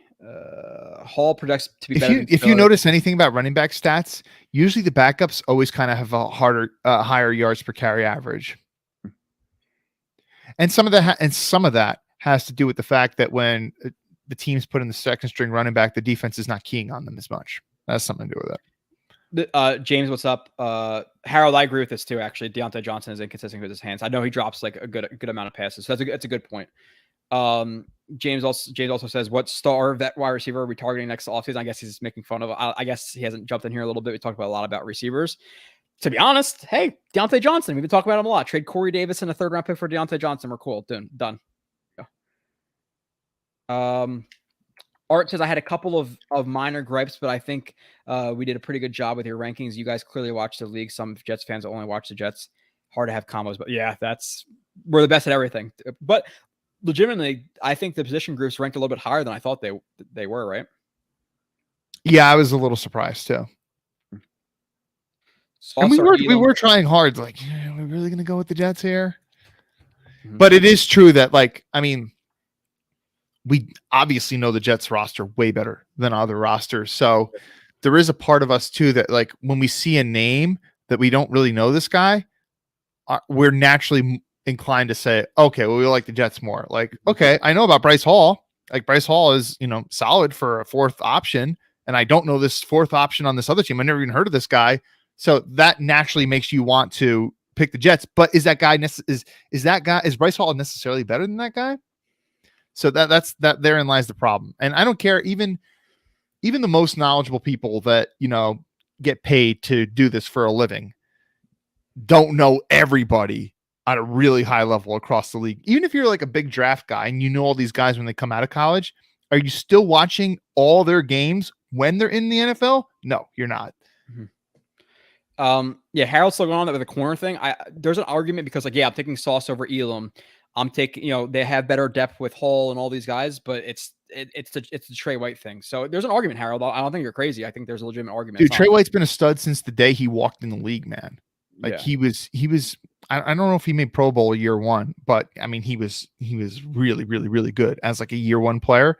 He's a guy who's really good in man. He's really good in zone. You can put him in the slot. I mean, like he's a really, really good player. Harold says Braden Mann was average. I'm pretty sure based on a lot of numbers, he was pretty bad. I was much more comfortable with Morstead when he was back there.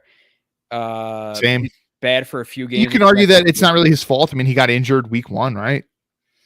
He's a 5th round pick or a 6th round pick as a punter. Let's not act like he hasn't been disappointing. Like we expected him to be pretty damn good. I remember, when the year we drafted him, we did our top 25 rankings. You ranked him in the top 25. Yeah. Without even seeing him punt a game in the NFL. Let's move on. Art says, am I the only one who does auction fantasy? No, I know a lot of people who do it, and I'm actually starting to really like the auction stuff and like even like the free agency bidding type fantasy. Is auction like a week to week thing? Like where you there's different way. Well, like auction fantasy draft where you can auction for the players, and then there's different ones I want to join. I like the free agency bidding one, and then I like the leagues where you start off with like I think 16 teams. And then the team who finishes with the bottom points that week, like week one, gets dropped. All their players go into free agency. You bid for them. Week two, the last team in points dropped. So you can't be the last team in points any week. And all your players get dropped, and you have a certain amount of set money to spend on said players in free agency. Hold on, but people get to bid. But like, if you have the deepest pockets, and is there any limit to how much? No, it's a bid. It's a bid. Like my free agency bidding league. Like, okay, you have $200 to start the league. Okay, like, okay. So there's a cap. Okay. Cap. Yeah. No, it's not like people are like, oh, I just got a bonus on my paycheck. You get some guy that works on Wall Street or something like that. Of course, he's gonna win. Man was 20th in the league in punting. Just FYI per Jets X Factor. Who is Jets X? Who fucking cares about Jets X Factor? It's still not good. 20th isn't good for a 6th round pick or a 5th round pick. So, how many games did he punt though? Like, and is that? Let's see. Wilson takes the league by storm and leads the league in passing yards. So we could dream, dude. From your lips to God's ears, or your fingertips to God's email, or whatever we're doing. But Kyle, we got through the chat, we got through the rankings. A fun show again. I think it kind of really lets us like contextualize the Jets and their roster and where they stand amongst the league and amongst the division, which I think is a little bit better than we probably thought coming into the show. But with that being said, I have work in a couple of hours and I got to eat, so I got to jump off. But any last words from you? No, I had fun. And what do you think we're going to do 2 weeks from now? What do I think we're going to do in 2 weeks from now? In my notes that I have for some topics, we can either do, and you guys can let us know right now, we have expectations for the Jets' 2nd and 3rd year players. We have award predictions, superlatives, stat predictions. We have, and that's it. Top 25. Those we usually do top 25 later.